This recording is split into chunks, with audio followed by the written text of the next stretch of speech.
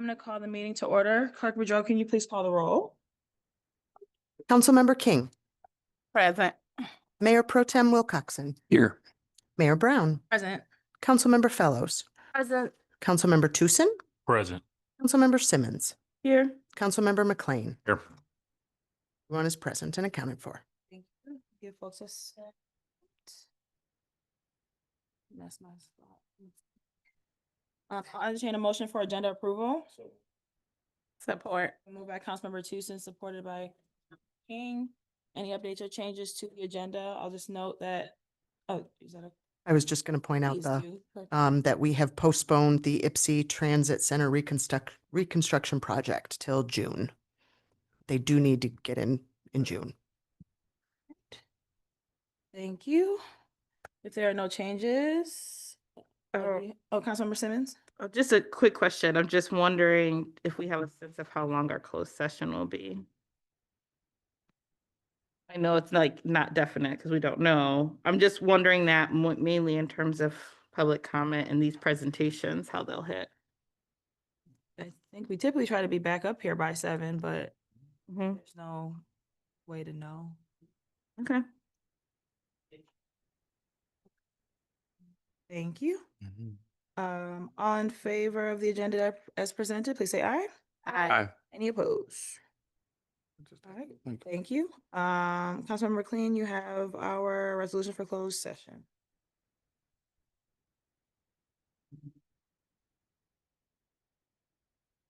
Resolution number 2025-088, that this council enter into a closed session pursuant to MCL 15.268E for the purpose of discussing the pending litigation of Andreas McGee versus Tony DeJusti et al. I so move. Or Been moved by Councilmember McLean, supported by Councilmember Tucson.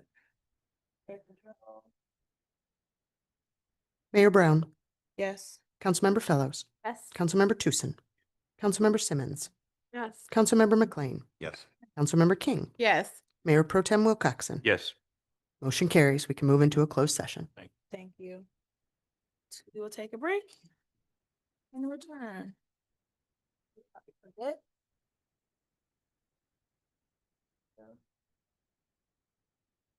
All right, I'm just gonna hand out the ones that.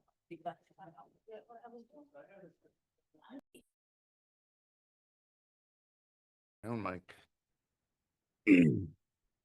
Councilmember McLean, you have resolution to bring us back into open session.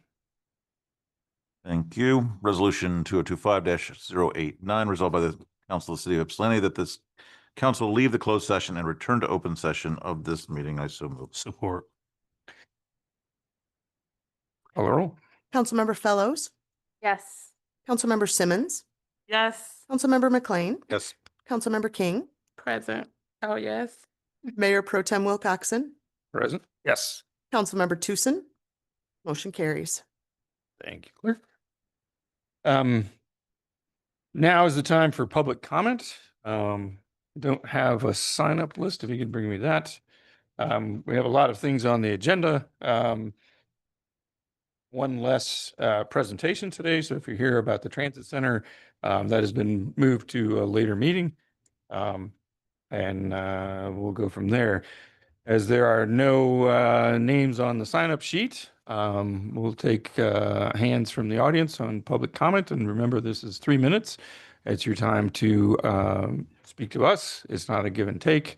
We ask that you be respectful to other folks in the audience as well as people on the dais. So is there anyone that wants to give public comment?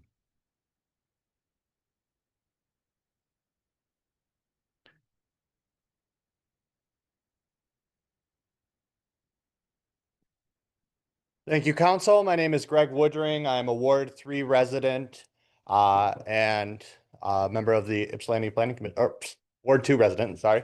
Let's say, wait a minute. Yes. I'm in Ward 2. Yeah, I'm here today to express my support for the efforts of the Ypsilanti Big Initiative. I think that there are a few major things to notice about this initiative. For one, it's a direct example of participatory democracy. In an era where we are seeing our democratic institutions stripped away more and more, the exercise of these sorts of democratic impulses in the act of coming together as a community to push things forward in this direct participatory model is exactly what we need to be encouraging. At the same time, these proposals that the Ypsilanti Big group has brought forward have proven themselves to be extremely popular within the city of Ypsilanti. Tenants' rights, control over the police budget, and an end to partisan elections in Ypsilanti are issues that, well, some of you may agree or disagree on these issues, share a lot of support within the community. It is imperative that we allow these types of initiatives to flourish, that we support this type of behavior. And in particular, in regards to tenants' rights, Ypsilanti is a renter community. We are by far a majority renters in this city. And really, the real strength of this community lies in its people and the amount of artists and the amount of creative people that find Ypsilanti as home, that are able to flourish here because it is relatively accessible. That is a condition that is not guaranteed and is changing. We are seeing rents increase. We are seeing the conditions that allow for us to enjoy this special type of community diminish. And it is on us as a community to ensure that people are going to be able to continue to find a home in Ypsilanti. If we are not able to be that type of community where those who would struggle to live in, say, Ann Arbor can find a home here, then we are going to lose what makes us special. And these types of tenant protections, these types of tenant rights are exactly what we need to be doing in order to ensure that Ypsilanti maintains that special place that it already is. So thank you very much. Thank you. Anyone else? Go ahead.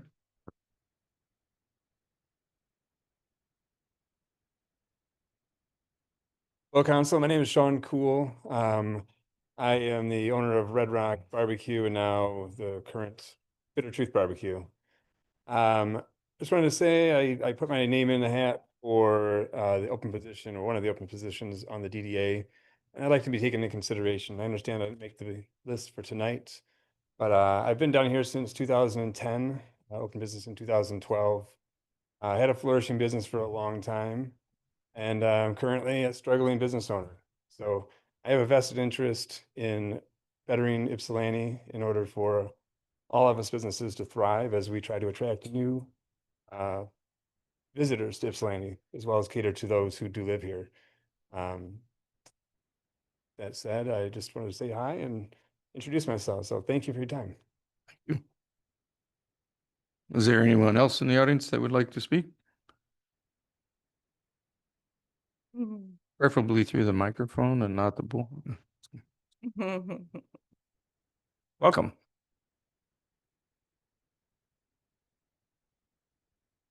How y'all doing? I'm Deron Witherspoon. Y'all know me. I'm founder of PPE, Power Peace Enterprises. I came to y'all a year ago not knowing too much what I wanted to do, just knowing that I wanted to help my community. And I asked y'all for help and insight.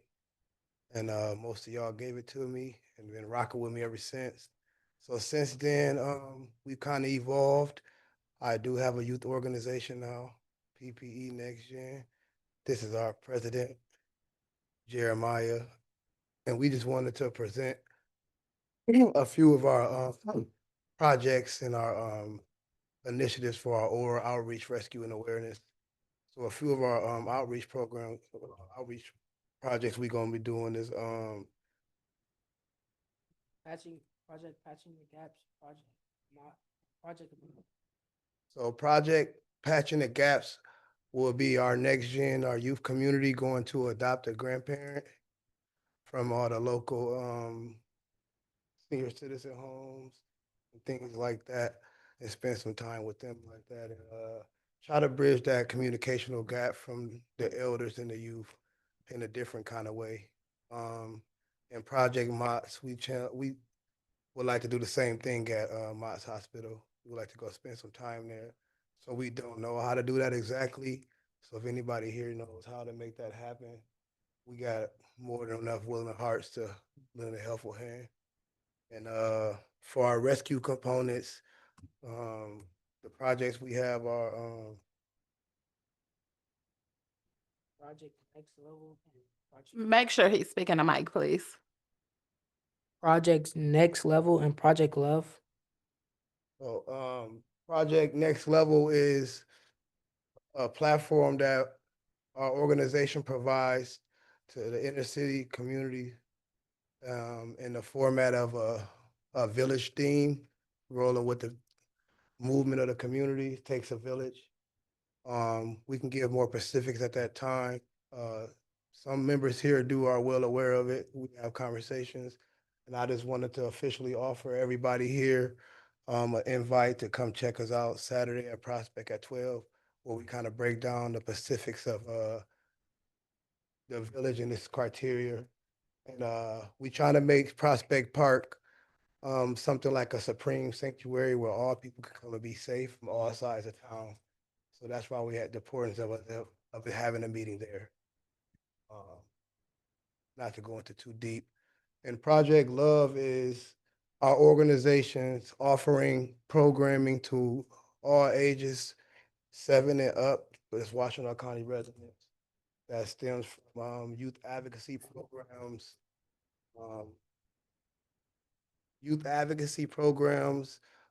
media arts programs, and leadership programs for the youth, as well as resource assistance and family support for the adults. Thank y'all for your time. Thank you. I can catch up with you about the MOT. Okay, thank you. Give you some ideas there.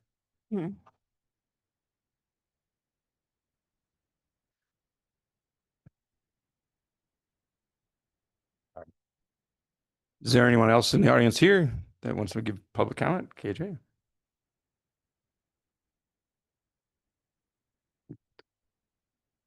Hi, KJ Pedri, 120 North Huron. Let's see what's on the agenda. I'd like to voice my support for Erica Lycan for the Human Relations Commission. Erica has been a wonderful positive force in our community, and I can't think of anyone more appropriate to fill this role. I would like to voice my support for Julius Buzzard for the Downtown Development Authority. We desperately need someone who can bring into balance the needs of downtown business community and the needs of residents, particularly those who are lacking housing, those who are experiencing mental health crises, those who are experiencing substance issues and others. I see that you are going to be declaring this Mental Health Awareness Month, and so I believe it is vital to reflect on what you are actively doing for the mental health of our city.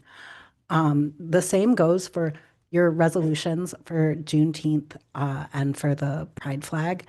I support both of these gestures, but I would like us to reflect upon their performative nature and really commit ourselves to improving conditions for our Black residents and improving conditions for our LGBTQ community. Let's see. I see that fee waivers are on the agenda again. And there has been discussion of fee waivers at these last several meetings. I'm not saying I've got it out for Little League, but I heard from the city manager that there was a goal of maybe having a $20,000 limit on fee waivers. You're probably above 10,000 in the past few meetings. So I think finding the criteria that you want to base fee waivers around and limiting fee waivers, it's just hard to hear that the city is cash strapped, and then watch this revenue not be collected. So my last couple thoughts, support for Ipsy Big who are here tonight. Tenant protections need to happen now. They have tried to move this forward in a timely fashion. That has been delayed. City Council needs to, again, reflect upon what they are actually doing to keep tenants safe in the aftermath of an outright disaster in the Arbor One community. I see that approval of a piece of CAT equipment is on the agenda, and I would like to remind us that Caterpillar profits from ongoing genocide in Palestine. And when I see CAT equipment, I think of Rachel Corey, American college activist who was run over by a piece of Caterpillar equipment, and the dozens of Palestinians who I've seen murdered and bodies desecrated with this equipment, and reflect on that as we make that purchase. Thank you. Thank you. Is there anyone else in the building? Brian?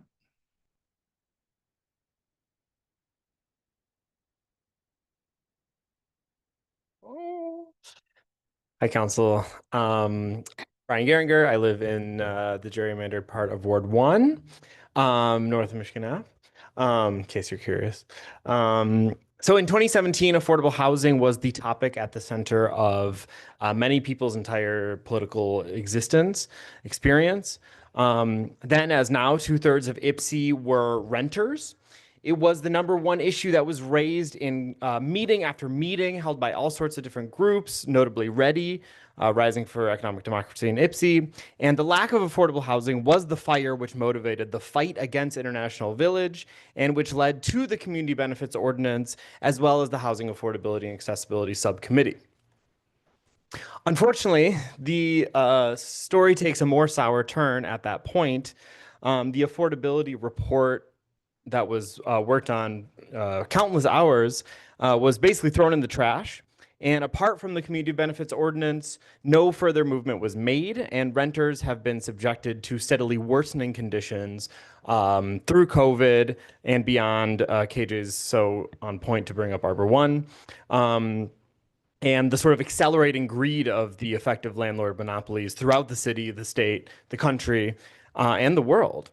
And this, I feel vindicated in a way by how much of an issue this was made of back in that day, because the inaccessibility of housing has become such a potent and poisonous issue that it has literally helped usher in far-right fascist governments in multiple countries throughout the world. Having said all that, let this day mark a turning point in the story. It's my hope. Ypsilanti should, as always, be on the forefront of making this world livable and dignified again.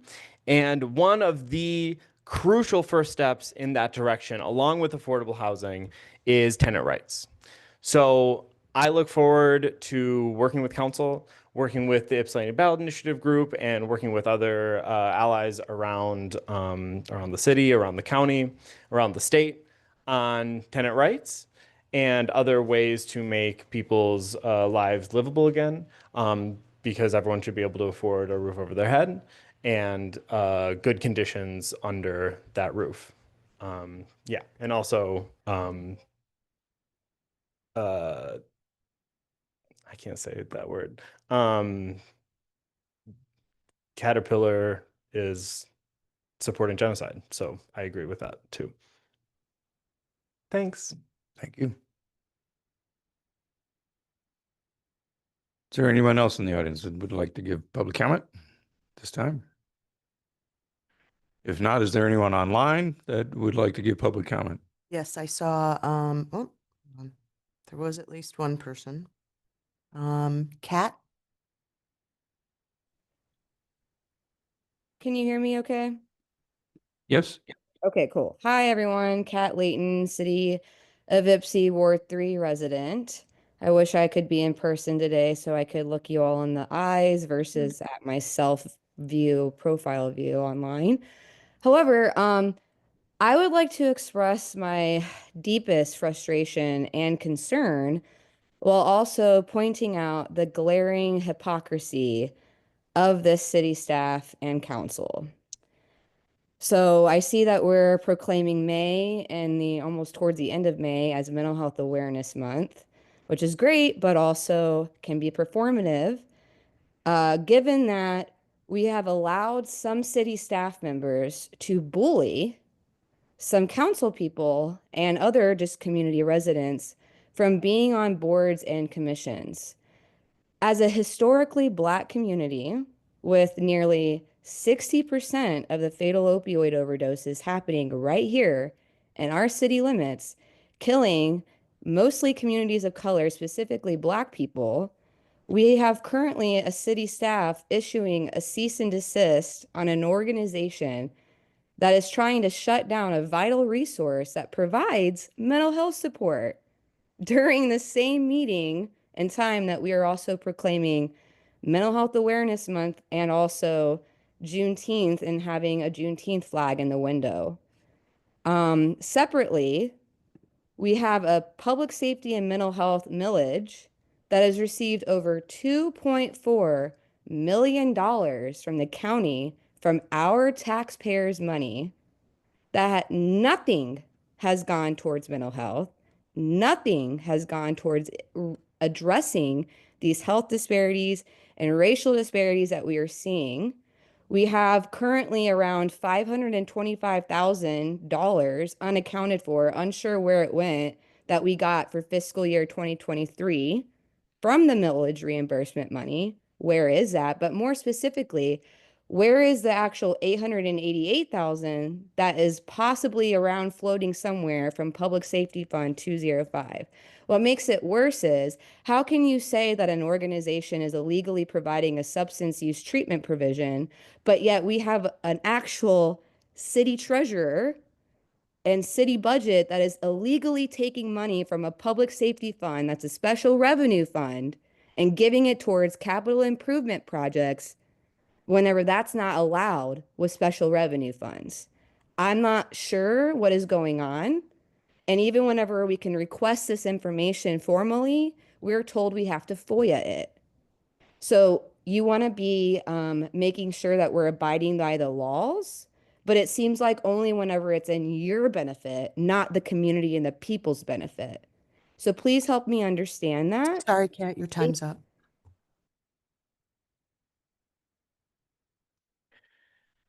Is there anyone else online that would like to give public comment? Growing Hope, you had your hand up? Yes, can you hear me? Looks like you can. Yes. This is Julius Buzzard. My pronouns are he, him. I am the executive director of Growing Hope, but that has little to do with why I am calling in. I just cannot be. I don't have my own Zoom account. I'm calling in support of two resolutions in particular that you have on the agenda tonight. Resolution 2025-03 and 2025-093 and 094. One for appointing Erica Lycan to the Human Relations Commission. Just generally in support of that. Think that is a good win for our community and our city. And the other one is for myself. Obviously, I am a non-resident. I live in the township, but do work in downtown. And I don't, I'll keep it short. What I have to say is similar to what was in my application, if you all read that. But I am committed and excited about our downtown district. And Growing Hope is an organization that represents 30 businesses that are use 9 South Adams as their place of business. That's where they do business. As part of our incubator kitchen, we host every week between 40 and 60 businesses that are at the farmers market. And we have graduated out, 15 businesses, 3 of which now continue to do their work in the downtown districts. I think that, my hopes and desires for being a part of the DDA really is about continuing to invest in and uplift their needs as the smallest of businesses doing work in our downtown space, as well as thinking about the potential partnerships and collaborations that some of the 501c3 partners in the downtown district, which there's lots of, as we often hear, can be used as partners and not just as, a non-tax base in our district. I'm at almost every DDA meeting, virtual or in person already. and appreciate that partnership. So I'm going to continue to show up in those ways, and excited about to continue to invest in the future of our community. Thank you. Thank you. Clerk, is there anyone else online? That's everyone. And with that, we will close public comment. As I said, our first presentation by the Ypsi Transit Center construction project update has been postponed, and that will come up again in June. And now we have our first presentation by Ypsi Big.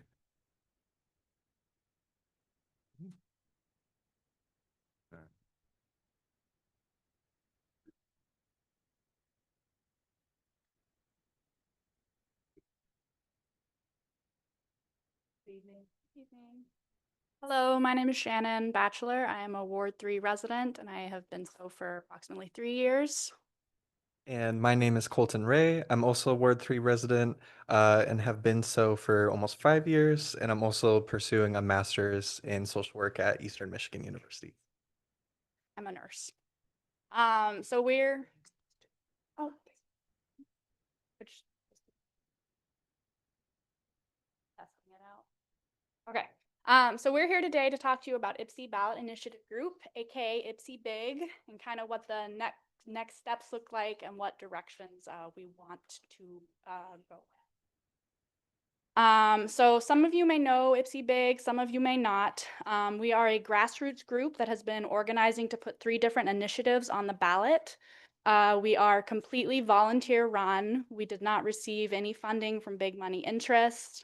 We had representation support from all 3 wards and over 47 volunteers engaged in canvassing, social media outreach, community events to kind of make these initiatives happen.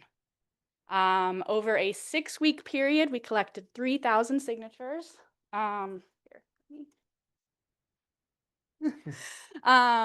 So, you know, quite a, great accomplishment.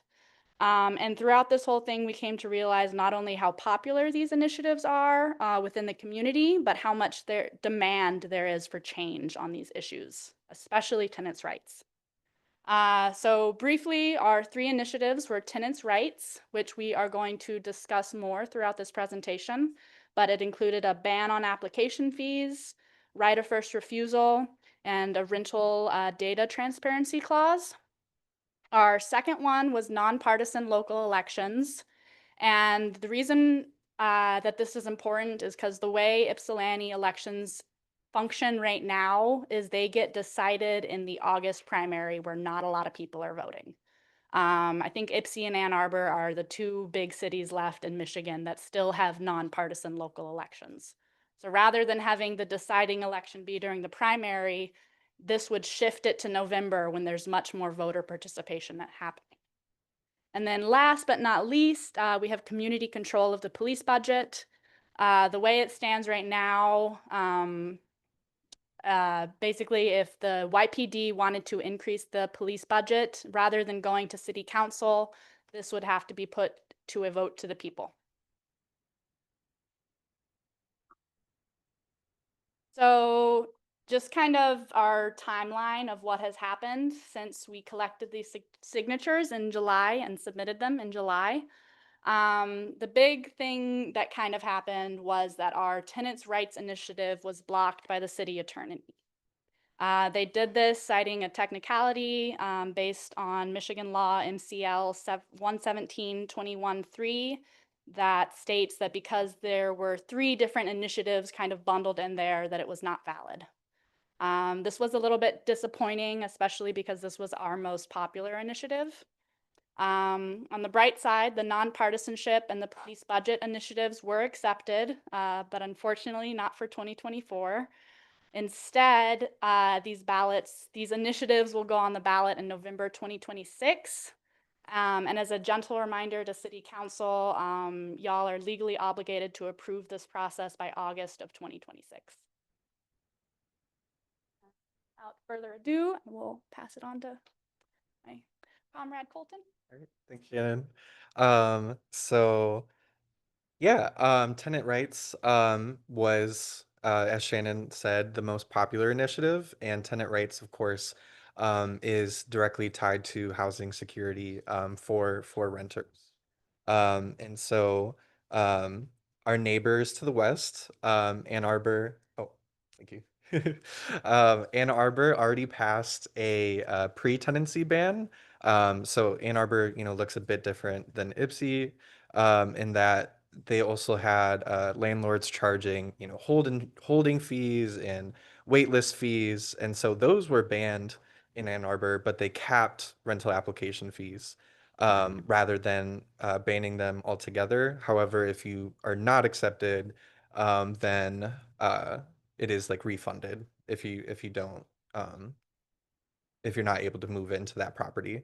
And so um, application fees altogether, they negatively affect BIPOC renters disproportionately. And it also impacts folks with unstable housing negatively. Just in general, landlords have an incentive to not renew leases, to maximize profits, and it also drives residential segregation in the sense that if you don't expect to be accepted to a rental property, then you're not going to apply there, and so it limits. I mean, renters have to think strategically, like where can I actually live, and you don't want to have to pay hundreds and hundreds of dollars in fees to not find a place to live. Thank you. And so this chart, this graph demonstrates that Black and Hispanic individuals are disproportionately likely to rent. That's true in Ypsilanti as well. And so this statistic on top about rental households generally, about a third of rental households have had to move on a national level in the past year, and that is negatively affecting neighborhood cohesion. I mean, if you can't connect with your neighborhood, then it's harder for you to connect with the city. And as we are a city that is primarily 67, 70% renter, it's hard for people to feel like this is home. So going into right of first refusal, that's directly connected. Tenants who are interested in staying at their current home, if it goes up for public sale, currently there's no way for them to there's not a clause that says that they have to receive the first offer. And so receiving the first offer, if their current home goes up for sale, is one piece of right of first refusal, but stronger versions also give tenants an opportunity to match an offer that's at more of a fair market value. And also sometimes tenants just don't even know that their home is going up for sale until like a month or two before. So at minimum, it would at least make it so that tenants know that where they live is going to change ownership. And so data transparency for rental properties. Currently, there's not a way for renters to see where they live, where like prices were 2, 3 years ago, 5 years ago, and being able to see those trends, I think would also help. It would help renters, but it would also help anyone who lives in the city, who works in the city, kind of get a better idea of the landscape, along with seeing what history of evictions are for a certain property or from a certain property owner.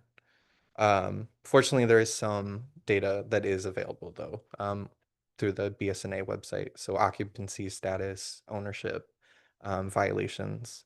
And so our hope is that by December of this year, that a pre-tenancy ban similar to Ann Arbor, but that includes rental application fees altogether, would be passed through city ordinance, along with right of first refusal.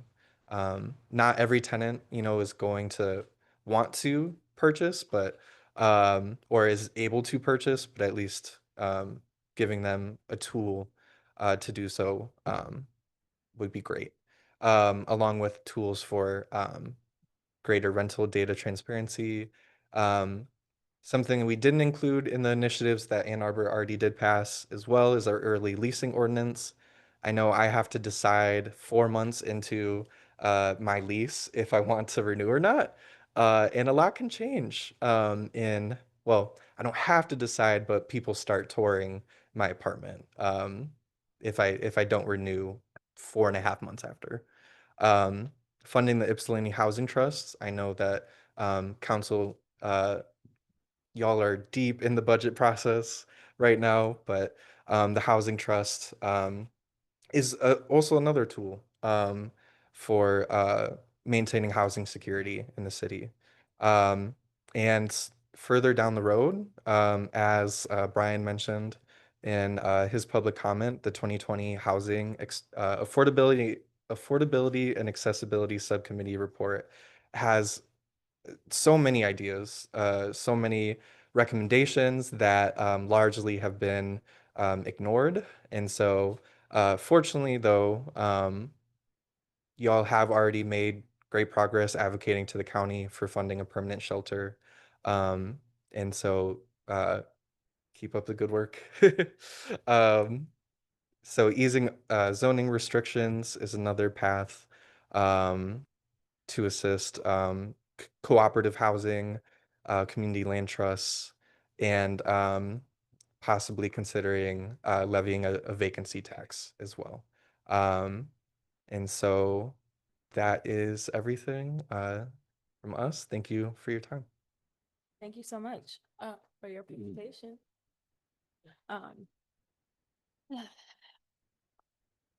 Are there questions from council?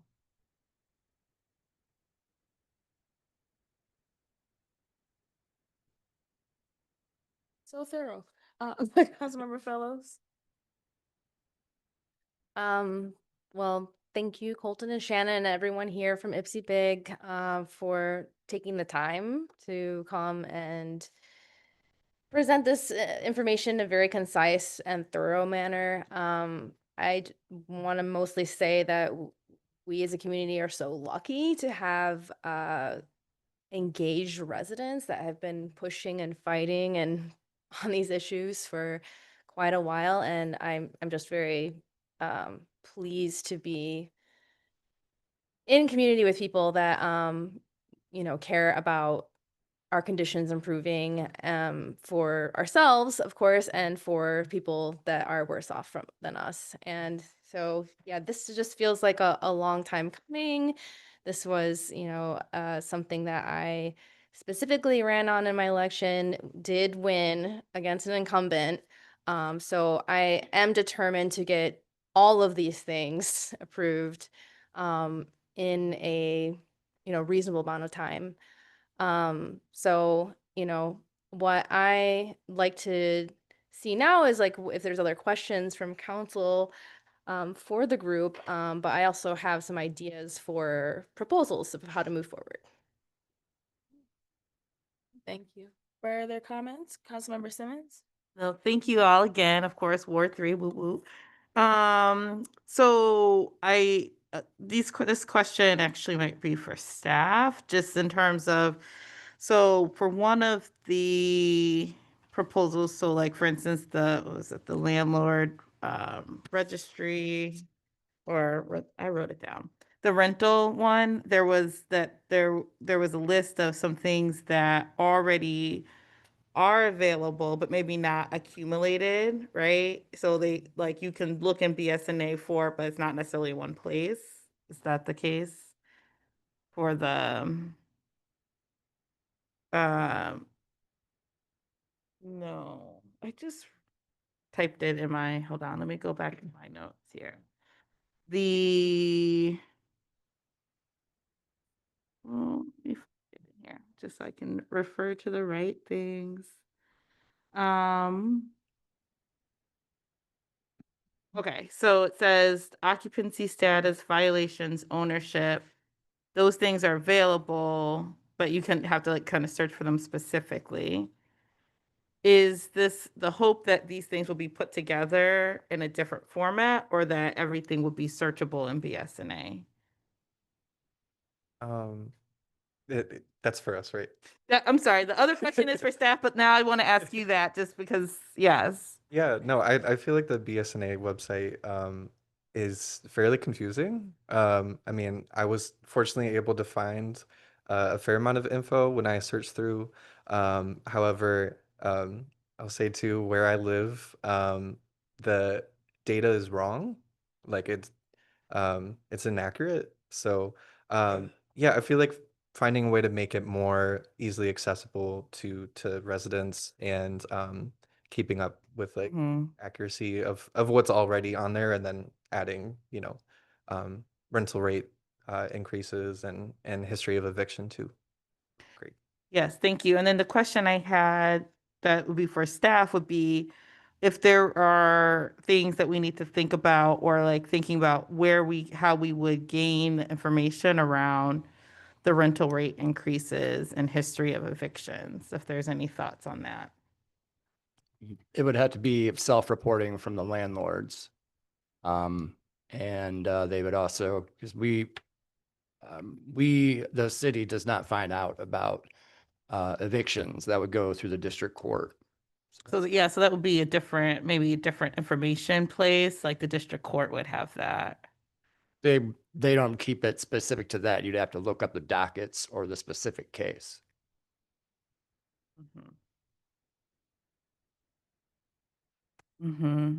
And so that could also be, so maybe another thing, I'm just trying to think about, so there's the things that could be self-reported from the landlords, but also self-reported then from people who went through proceedings or had an eviction against them. So if someone brought in their eviction notice or their judgment that they were evicted. Yeah, I'm just saying like how, yeah, I was just naming like, oh, is that a self-reporting? Is there ways to think about how self-reporting might happen in multiple? So if the landlord can self-report, couldn't the tenant also self-report? Yeah, the tenant could self-report. Mm-hmm. Be time consuming and probably most likely inaccurate. We can't force the landlords to provide us rate increases or their rents at all. Mm-hmm. Mm-hmm. Okay. All right. Thank you. And then also just to be clear, so that some of the things that were then shared too. So for instance, the early leasing ordinance and things, these are things that are in addition to that, but thinking about if we were doing a package or looking at things overall for tenants' rights, that these are things that would be maybe additional considerations. Definitely. Okay. Thank you. Mayor Pro Tem? Thank you for the presentation. I am the liaison to the Planning Commission, and some of the issues in here about relaxing the codes is a current topic of discussion. There's movement to revisit the entire code structure and do that. There have been some things that have come through. There are cases in my own neighborhood in which the code makes particular situation well, it's against code, but the house is perfectly suited for the number of people that are in it. So that needs to be addressed as well. And I really like the expanding for cooperative housing and other types of housing in residential areas. So I'll go with that. But more questions really when this comes before us to be able to move forward on some of these things. So thanks. Thank you. Councilmember McLean? Thank you, Mayor. I don't think I heard you say anything about application fees in terms of what they are, or do you have any data on what they currently are, or what they have been? Are they changing? Yeah, I mean, it definitely varies according to the property owner or landlord. And so I know personally, when I've paid rental application fees, it's been like $45 per property. But I know it varies between property owners and landlords. And many different cities and states have like taken steps to kind of put a limit on application fees, and they've done this through like many different methods. Like I think it's either like Delaware or Massachusetts has the potential leasee, yeah, the person trying to find housing gets their own background check through like a certified company and kind of carries this with them to like application to application to application. That way it doesn't have to like worry about that fee. And it's a way to kind of make it so that you just have to pay one time for like a background check, and then you can like carry this forward to wherever you want to apply.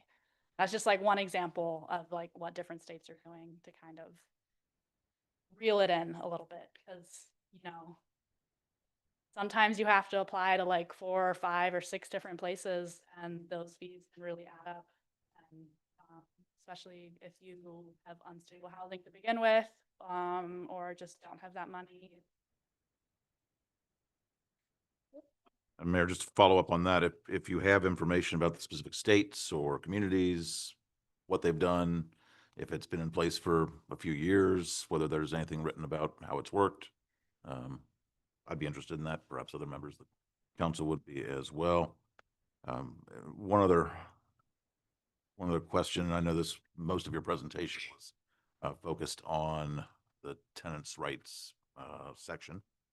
But you also briefly at the beginning mentioned the other 2 ballot initiatives. And I have a specific question for you on the one related to our budget and budget process.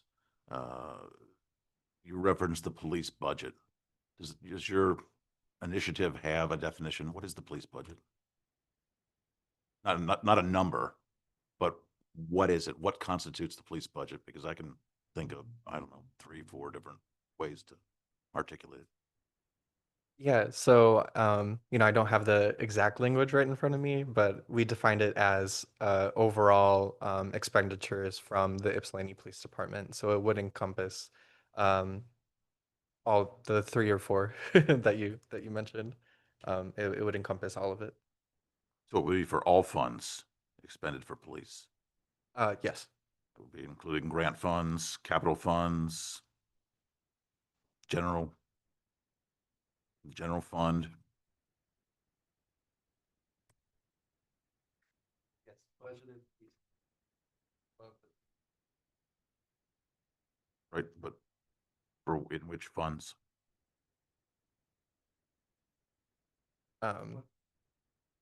Yeah. What?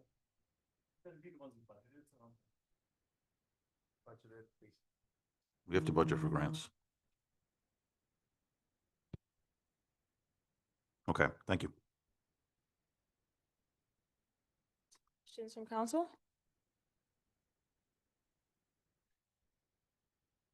The one thing I was gonna say is when you all talked about the application fee, another important part is when someone has more than one adult member over 18, and each person has to pay that fee. So I definitely agree, we need to work on this. Thank you. Any additional questions or comments? Councilmember Fellows? Yes, I have a suggestion. So, last meeting, we heard from individual departments, and I did notice when Attorney Barker was talking about the legal team that you have, that you are working with someone, Stephen Postema, who has like quite a bit of experience with municipal work, including ordinance writing. Is that what you had said? And so what I think could happen here is for the tenant protections, tenant rights proposals here, if we could have Mr. Postema or someone else from your team work with IPSI Big to start drafting a version of at least the tenant right of first refusal and pre-tenancy fees ordinances. This is something that has happened in the past with the community benefits ordinance. The assistant city attorney at the time worked with the community group Rising for Economic Democracy in IPSI to create the community benefits ordinance. So we have precedent for it, and I think this would be a good model to move forward because the amount of work is a lot for other staff to handle. And also, I just, the only way I can imagine this moving forward is for some version of attorney staff and council working together, or attorney staff and community organization, or all three working together. So this is the proposal that I have. So you're asking if I can do that? I can certainly collaborate in any way council directs me to collaborate, and with whom. We can do that. Obviously, to the extent council makes that directive, it has to be done in open meeting. But because we don't want any situation where there's deliberation on content of an ordinance behind closed doors, that's inappropriate, and I know that's not what you're asking us to do. So, we can look at our options with that, and I can certainly get back with council on that. Okay, so I could make a motion about it now, or would you like to present options at a further meeting? However you'd like. I mean, I'm there obviously are things in the works that's been discussed, and any inputs that can be had to my office, to me in particular, are welcomed. Okay. Well, maybe as the I don't next think you need a step. motion on that, but Okay, as a next step, maybe we can connect some IPSI Big members with your office and go from there. I support. Me too. Thank you. All right. Were you gonna say something, Councilmember King? I was not. Thank you. Okay. All right. Anything further from council? Well, thank you so much for the presentation and honestly the thorough information, bringing it full circle, connecting it to, the past and the present. So hopefully we can figure out how to work together to move some of these things forward for the benefit of our residents. Thank you. Thank you.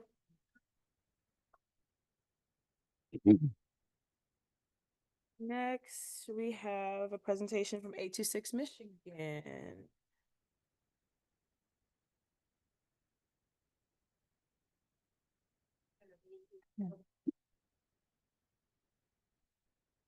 Keep going. Man. I think less 23 hours. You can pass those down if you like. Are they all the same?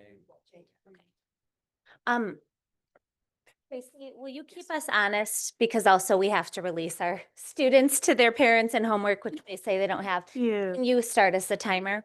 Okay, thank you. I believe you, Jade. I believe you. Thank you. And then we have this little clicker. I'm just gonna also, when you tell me I have. So actually, I'll take that, because yours is not a PowerPoint.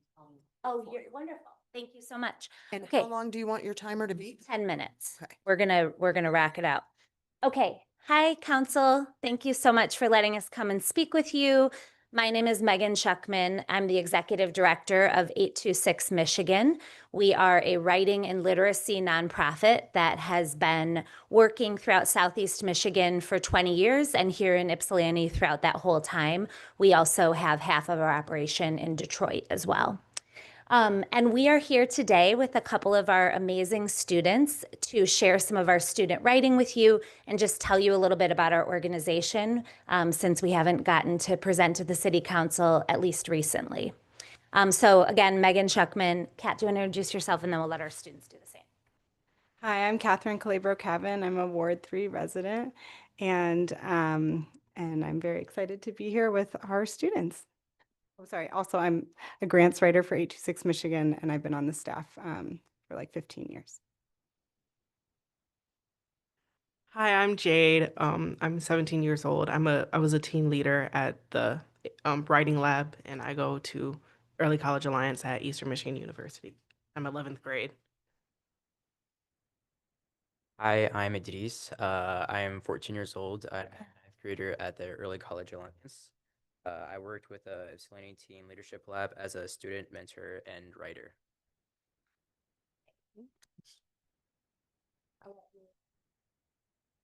And I'm going to give you more books. We brought you lots of books by your assistant writers. Extra one of these. Extra one of these.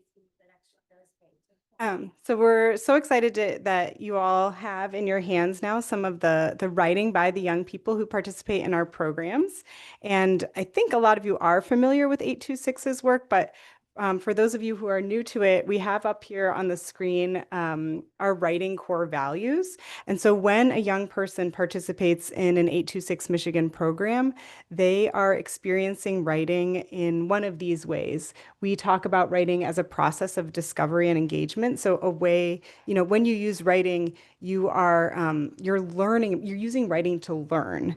When you use writing, it can be an action that connects you. You all are, I think, a great example, right? You're writing important information that gets shared with the city. People are using presentations to share information with you, but it's really an act of connecting with an audience of readers. We also use writing as a means to know more about who we are, right, and to express who we are. And then a tool to access power and to build a better world. And of course, you all are very familiar with that.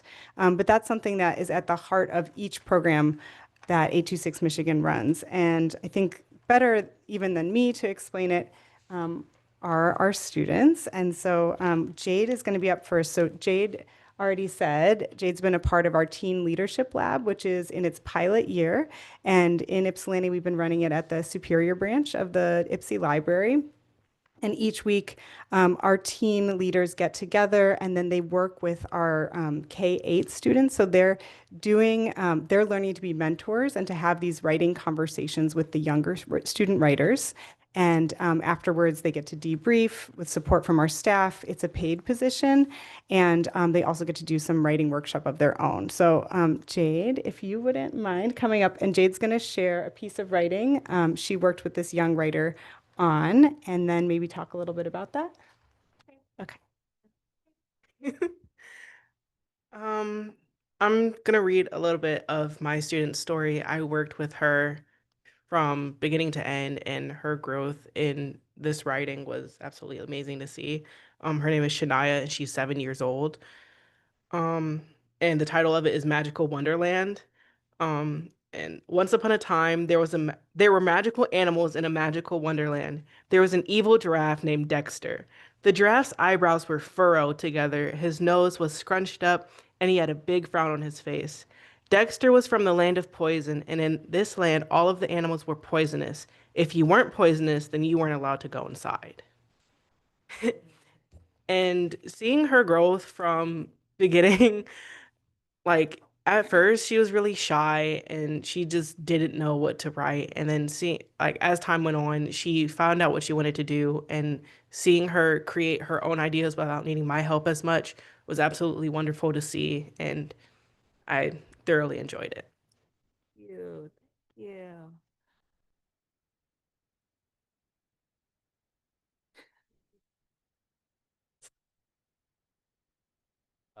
I am honored to read a part of a story of a student that I worked closely with, 11-year-old Matthew Pullen, titled The Dragon King. Once upon a time, in the land of Grimm, there lived two boys named Joe and Peter. Joe loved to fight, and Peter loved magic.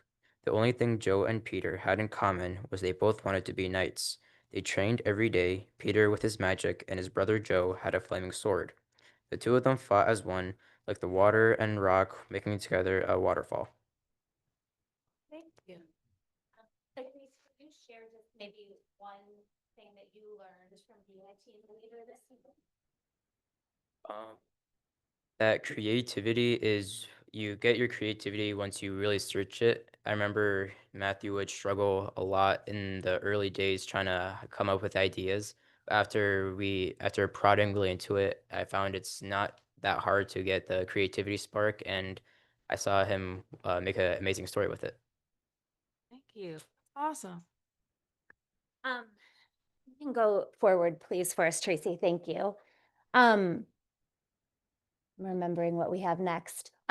Great, perfect. You can stop here for a second. So the thing that I also just want to impart is every year we serve thousands of students across Ypsilanti and Detroit, as I mentioned. And then at the bottom stat you see here, 232 volunteers log over 3,000 hours of time with us. So we're deeply engaged with not only IPSI community members at large, but a lot of students from EMU. So it's a really great program, particularly for our pre-education students or pre-social work. I know we had a social work student earlier who are really getting some hands-on training with us in terms of working with young people, classroom management, styles of pedagogy, that kind of thing. And the next slide, I believe, Tracy, thank you so much, is just a little bit more about our reach in Ypsilanti this year. Kat, do you want to speak to some of this? So again, I think a lot of you are familiar, but we do work with every elementary school in Ypsilanti. We have a special partnership with Councilmember King was able to come and support our special event we did with all third grade students in IPSI community schools. It's a special art and literacy night that we do at the University of Michigan Museum of Art. But before that, the students do a lot of work in the classrooms with 826 staff and volunteers writing, and then they come on a field trip. And then we also have been working in Ypsilanti Community Middle School. We run an after-school writing program, which is a really amazing supportive space for young people in middle school to have the chance. This is my little one, Dorothea, also a Ward 3 resident.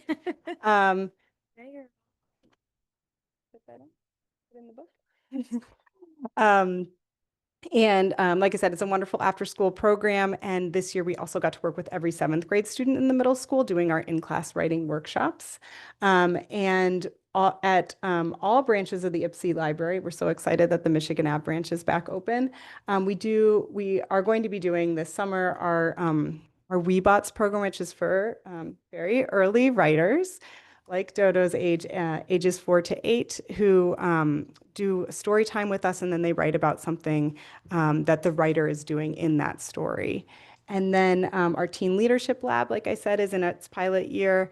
And we are also, doing our in-school residency programs. And so you have some examples there in our publications of the work that our staff and volunteers do in schools and IPSI community schools. And I did want to make sure all of these programs are free of charge for every student and teacher who participates. Like I said, we are compensating our teen students for their labor and their hard work. Our timing could not be more perfect with our remaining 48 seconds. You could go forward for us, Tracy. I'll just share that one of the things we're really focused on is promoting that writing and literacy is for everyone. We do a lot of programs where we're working with not only students, but also their families to ensure that everybody has confidence in this area so they also know how they can support their young people. And really invested in generational programs like this that you see. So there's a pipeline for young people to stay involved with us, sometimes from, age 4 on up. And then the last slide I'll leave up while we have any questions, Tracy, I think one more forward is just our summer program. So we can make sure folks know about all the exciting stuff we have. We're on pause right now, ending this current academic year, and then we'll start up again in July. So thank you for letting us present and tell you a little bit about our work. If you have any questions for our teens, happy to answer them. Thank you. Thank you so much. Thank you both so much. That's so brave. Right? Thank you, Mayor Brown. Yeah, thank you. I guess, what I was thinking about when I was listening to you both read the work that you did with the young people you work with is that oftentimes I remember that I think reading was such an integral part of my life, and writing, I think I write better than I speak, honestly, even right now, to this day. My parents could never punish me if I sent me to my room because I wanted to go read, right? And so it's so important. And so I really love 826 Michigan and the work that you've done. I have several other publications from, some years past at home. I try to get as many as I can. So thank you all. But really, these moments are just a reminder of how important literacy is and how it's threaded throughout everything that we do. The fact that you all are up here speaking at a podium and reading and reciting other folks' writing, this is what leads to, like, you know, our future leaders being confident enough to sit up here. I did similar things in city council meetings in this very room when I was a high schooler, and I would have never thought I would be the mayor, right? And so this is really impressive, and I just want, you all do great work, but I'm always focused on our young people and just how important it is to see you all here and doing this. Like, you're amazing. And so thank you for your work with other youngsters too. And I'll hush for a second, 'cause I do have a question, but I'll open it up to others who will have questions. Councilmember McLean?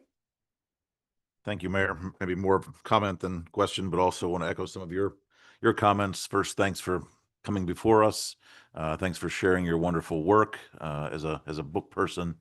I really can't tell you how it warms my heart to see multiple generations. I also love hearing about students that are helping younger students.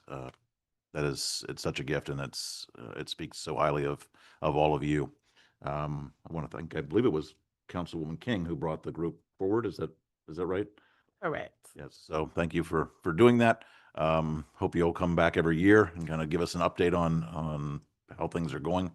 And certainly I'm interested in hearing any ways that we can be supportive if we can. One question I do have is, I wonder if you are doing any intentional work with some of our immigrant communities. Briefly to that, and yes, again, thank you so much, Councilwoman King, for inviting us and being present with us. We really appreciate it. Yes, inside of our elementary schools, in particular Estabrook Elementary, we just had an extended program with their third grade band, so the entire third grade. There's always a focus on what we call our multi-language learners, and also any who are a part of the welcoming refugee community often, et cetera. So we're really lucky, as I'm sure you know, in YCS, that there's a lot of services particular for that community that we really tap into. And we often have liaisons who work between a classroom teacher and a staff specifically assigned to that community to make sure they're included in our programs. We've done things in the past, like have translators live at an event who can work with a family to ensure that even if their student is conversing well in English, that the family can enjoy the program, so spoken in their home language, so to speak. So it's a really important part of being embedded here, and something we do a lot for and take really seriously. So thank you for the question. Yeah. Comment? Oh, Councilmember Simmons? Yes, I just want to reiterate, I guess, the joy. We have so many young people in this space tonight. So just thank you from the different programs, having folks in this space. And, I've been a fan of 826 since back in the day, from back in Boston, and the wonderful, strange world of the Bigfoot Research Center. And also connected here, I got a chance to participate some years ago in the Estabrook in the clouds over Ypsilanti. So I'm featured in that, and so that's so just like to say, like, I'm a big supporter and fan of seeing how things are growing and moving, and I can't wait for my kid to participate. So thank you.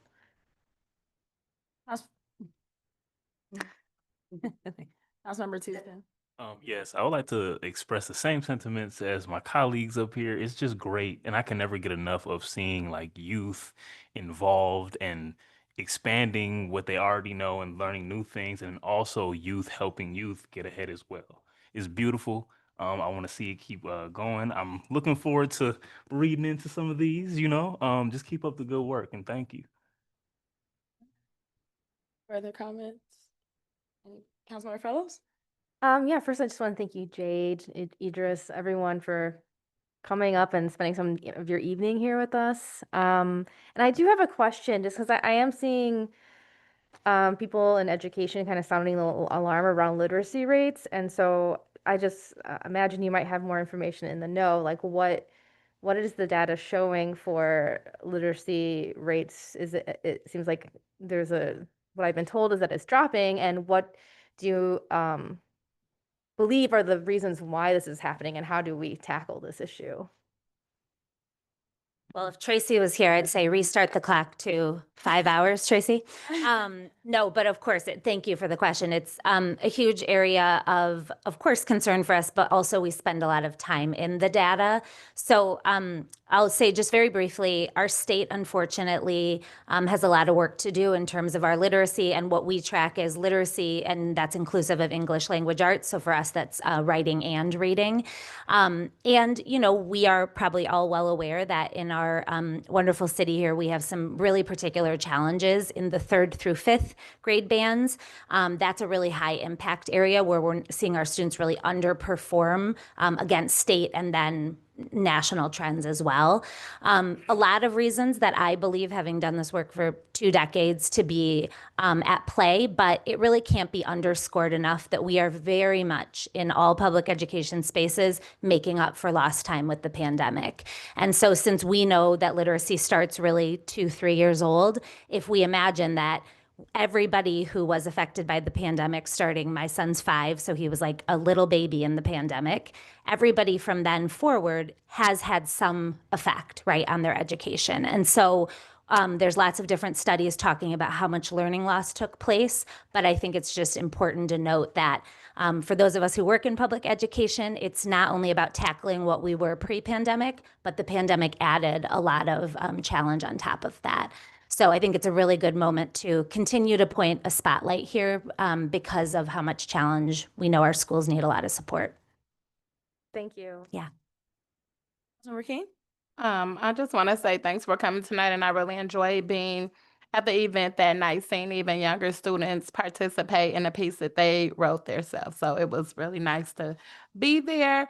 And I also love 826 because my children participated many years ago. And it was a wonderful opportunity for them to present their own work on stage and be a part of a book. I also want to know, how can we support you all better? I was ready to hand over any question to you. So if you want to jump up at any point, I hope you will, both of you. Okay, I'm trying not to put you on the spot, Jade and Idris, the wonderfuls.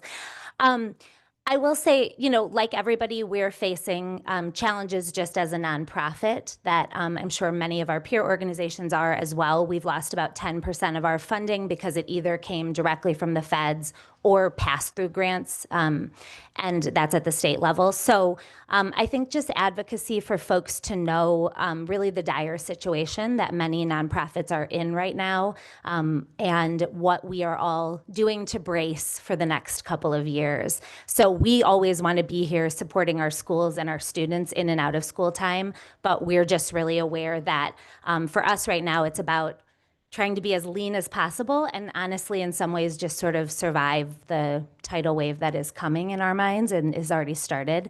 But I think just continuing to spread the word about what we're doing. Whenever people hear about our work, they often are inspired, as so many of you have voiced tonight, which we really appreciate, and that just gets more people involved. We are always taking volunteers and always looking for folks who just want to get engaged with the work. So hopefully this will inspire people here who are listening or read the minutes to do so. So thank you again. Oh, Kathy, and Dorothea might add. Dorothea might have an idea. I was just going to say that a big part of our work is making sure the publications get into the hands of eager readers. And when any of us, right, know that our work is going to be read by real people, I think that has such an impact on our motivation. And so, you know, I think it would be really cool if some of our young writers knew they were writing something that was going to be read by city council or read by the mayor, or, you know, I think there's just so many rich opportunities for our young people to have authentic reasons to write. And there could be some cool collaborations programmatically moving forward. So thanks for being open to participating in that way. Thinking like maybe write them something back, right? Like, you know, after you read it. So sorry, I'm gonna give y'all homework, but everybody homework, but I would be happy to write something back, you know, to someone. So do you have anything else to add? No, that was all. And then my other question was just around there are other like organizations in the community who focus on reading. Off the top of my head, I'm thinking Our Community Reads. We have local bookstores and of course the library. Are there any collaborations that have happened or are on the horizon or could happen. Maybe that's another way to try to, pull resources and work together. Cause I know, again, literacy in Washtenaw County, period, there's a huge push to try to support our young people specifically to bridge the gap from the pandemic and beyond. Yeah, so we collaborate with most of the folks that you just mentioned, but there's always room for more or even just to deepen something. So, for example, we sell a lot of our student work at local bookstores. We always love to do that. We always love when they'll feature something that we've done. We love to be in partnership with other folks who are doing literacy work. And I think that the next couple years are going to force us to even find more areas for collaboration. So, I think it's great to think of any way that it might say, do you know the work 826 is doing? Or we can say, oh, we just learned about this other organization that's doing similar great work. I see that as only benefiting everybody. And we've done some really neat collaborations in the past where we've been able to showcase student work through a partner. And that's, of course, so exciting for the students as well. So that's great. Yeah, the more the merrier, absolutely. Thank you. Any further comments from council?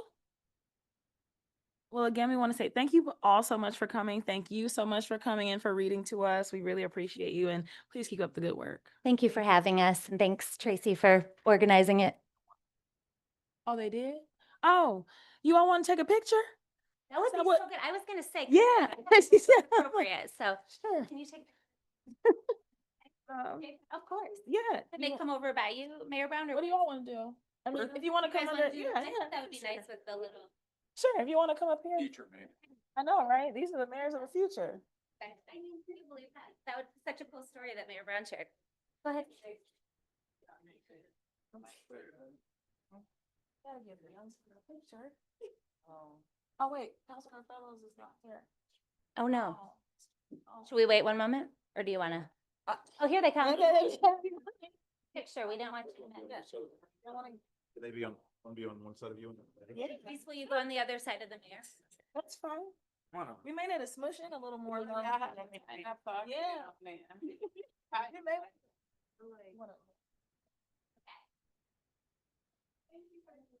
All right.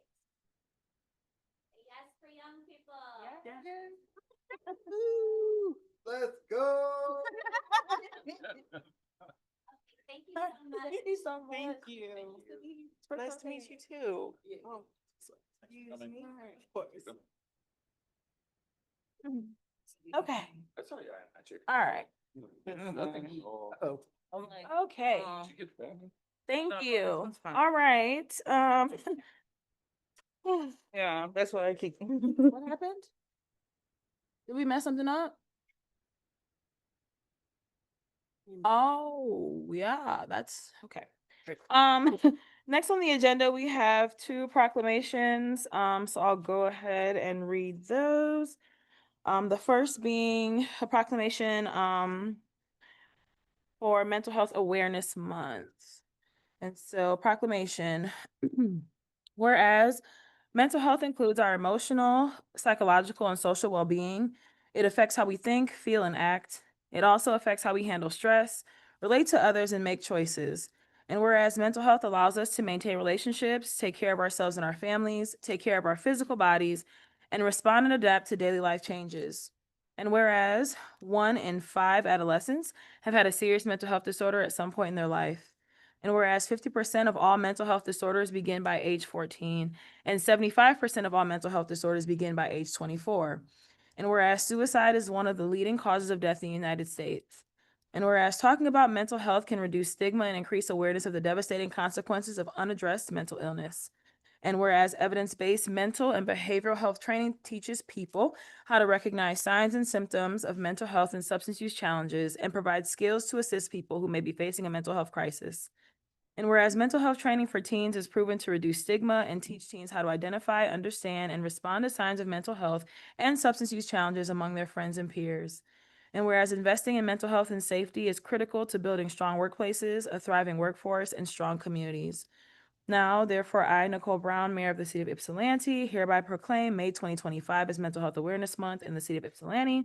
And I encourage all citizens, businesses, and organizations to join in activities and take action to strengthen the mental health of our community and beyond.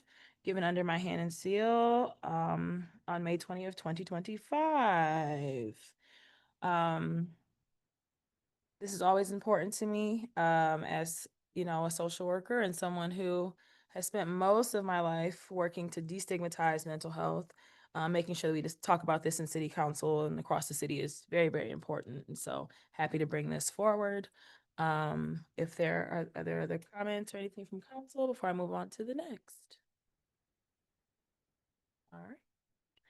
And then the next, we have a proclamation honoring the 75th Diamond Anniversary of the St. John Missionary Baptist Church.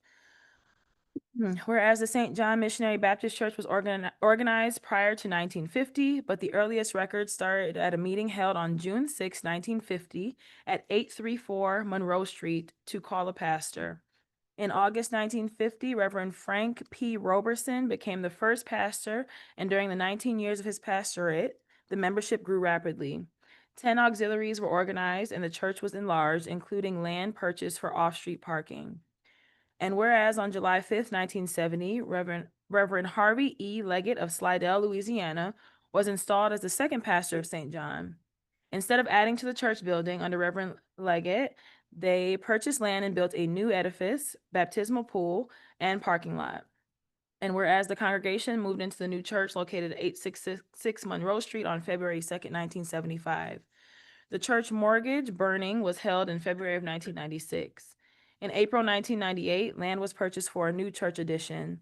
And whereas in October 2003, Reverend James Earl Hendricks became the third pastor of St. John. He was installed on Sunday, November 10th, 2003, and is currently still the senior pastor. In 2011, Pastor Hendricks remodeled the current church. The walls of the sanctuary were painted and the pews were removed and replaced with new chairs, and a new carpet was purchased. And whereas, as part of the continuing growth of the church, Pastor Hendricks has implemented a youth church, Youth Sunday, revived the youth choir, and a praise team and dancers, first and second generations, were formed. And whereas, in September 2008, the church library was launched. In 2013, an evangelism program was started. And in 2014, new sanctuary doors were installed in the inner and outer vestibule. In April 2018, there was a complete kitchen renovation. And whereas in March of 2020, when the world was devastated by COVID-19 and churches all over the U.S. were shuttered, Pastor Hendricks vowed never to close the doors of St. John.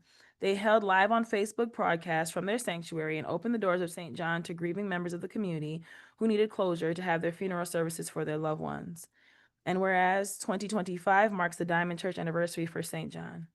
Now, therefore, be it resolved that the City Council of Ypsilanti does hereby congratulate the St. John Missionary Baptist Church on its 75th anniversary and are wishing them many more years of success and service to the community. Given under my hand and seal of the City of Ypsilanti this day, May 20th, 2025.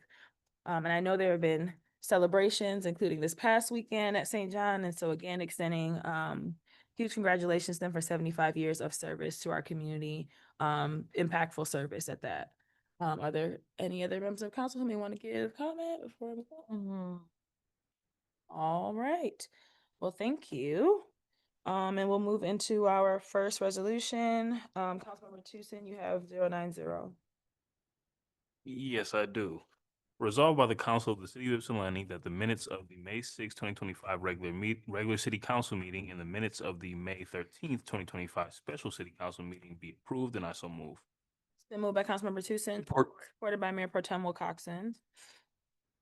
Anything from the minutes? Seeing none, clerk, please call the roll. Councilmember Tucson, Yes. Councilmember Simmons, Yes. Councilmember McLean. Yes.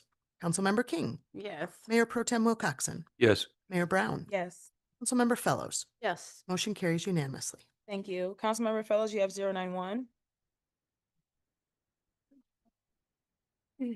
Resolution number 2025-091, resolved by the Council of the City of Ypsilanti that proposed ordinance number 1444 entitled 2025-2026 Tax Levy Ordinance be approved upon second and final reading, and I so move. Support.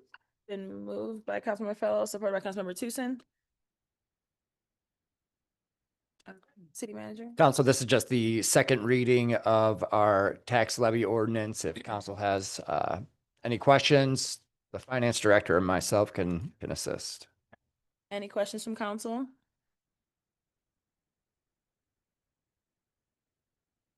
Seeing none, please call the roll. Councilmember Simmons, Yes. Councilmember McLean, Yes. Councilmember King, Yes. Mayor Pro Tem Wilcoxen, Yes. Mayor Brown, Yes. Councilmember Fellows, Yes. Councilmember Tucson. Yes. Motion carries unanimously. Thank you. Councilmember McLean, you have 092. Resolution 092, resolved by the Council of the City of Ypsilanti that an ordinance entitled, quote, "An ordinance to amend budget appropriations by department and major organizational unit for the fiscal year 2024-25 and 2025-26 be approved upon second and final reading, as noted on the resolution. Further, that in accordance with section 19(2) of Public Act 621 of 1978, also known as the Uniform Budgeting and Accounting Act, parameters are hereby given to allow transfers between appropriation accounts and within fund totals. I so move. By Councilmember McLean, supported by Councilmember Simmons, I thought.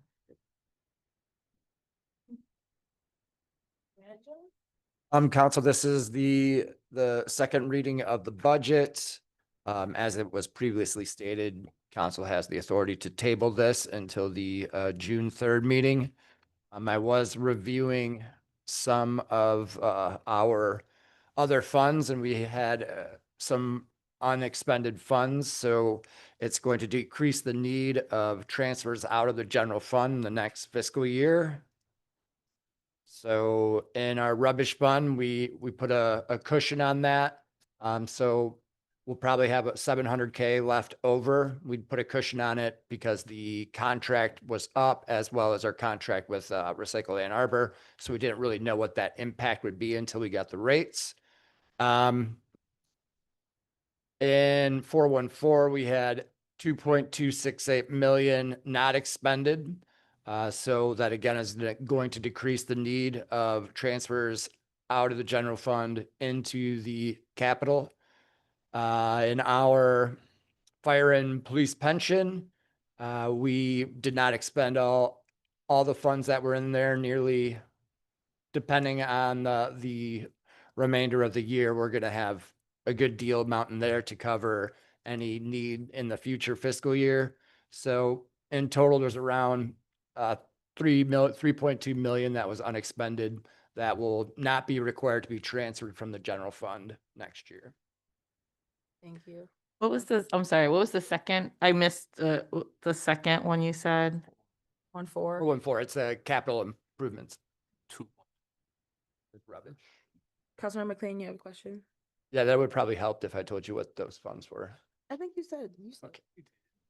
Yeah, go ahead. Thank you, Mayor. Question and maybe some comments. First of all, of course, what the city manager has just mentioned is, all else being equal, is good news.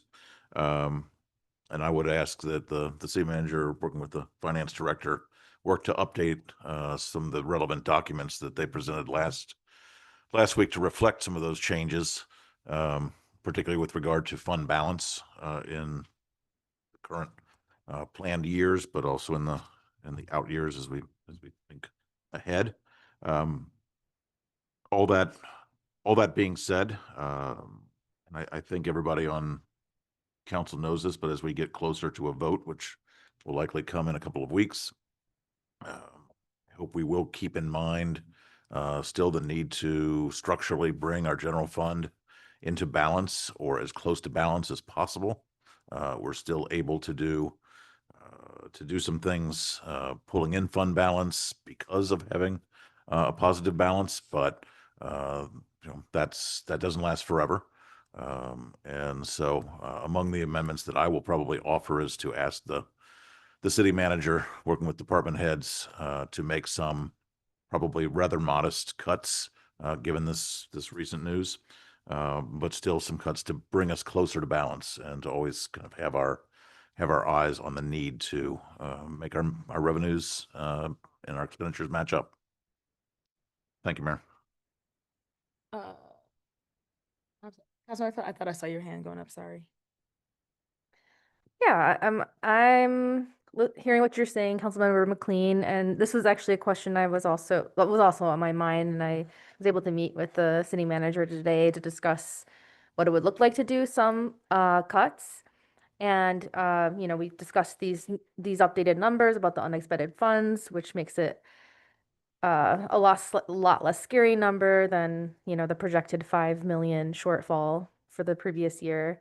But we do still have a projected 5 million shortfall for the next year. And so, you know, based on all the figures that was offered to me today, it seems like we'll likely be really dipping in about $1 million this past year and next year. Of course, there's things that can happen and that could change.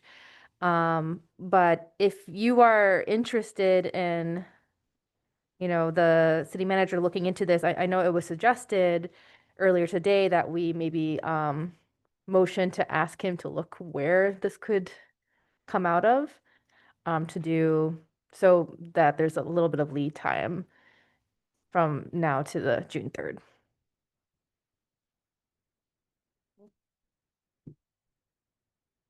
Councilman McLean? Thank you, Mayor and Councilwoman Fellows. I'm certainly open to that. I don't know how the city manager wants to respond if I think if it's actually necessary or not, but in terms of cuts, it would be helpful to have a projected amount you're looking for so we can review the budgets and see where there might be a little give. So it would be helpful to have that. What I could do is with staff, we could go through some of departmental accounts and other accounts and see where there might be some savings, and then present that to council, but it would be helpful to have it target. Councilman McLean? Mayor, I would throw this out and certainly open for discussion, but I would suggest at the $300,000 level and at the $750,000 level, just to see what those two look like. And I would also stipulate that those be cuts that are not one-time expenditures, in other words, capital expenditures, but rather what it would look like on ongoing funding from operating.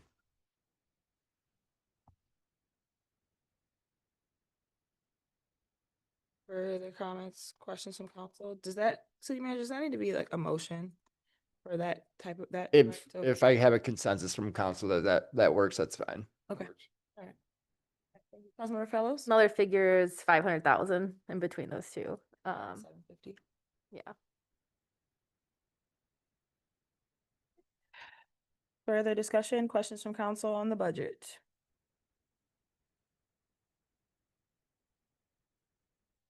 Councilmember Fellows? If there's no more discussion, I would motion to table the second reading until June 3rd. Support. Moved by Councilmember Fellows, supported by Mayor Pro Tem Wilcoxen. I always mess this up. There's no discussion on tabling. Yeah, no debate All on the right, table. no debate. No debate. Please call the roll. Mayor Brown, Yes. Councilmember Fellows, Yes. Councilmember Tucson, Yes. Councilmember Simmons, Yes. Councilmember McLean, Yes. Councilmember King, Yes. Mayor Pro Tem Wilcoxen. Yes. Motion carries unanimously. Thank you. For department heads that don't have anything further on the agenda, you can head home. Enjoy the rest of your night. But I think that just means they've been invited back to another one. Yeah. That is what that See means. you in 2 weeks. Bye-bye. Okay, Councilmember Fellows, you have our next resolution 093.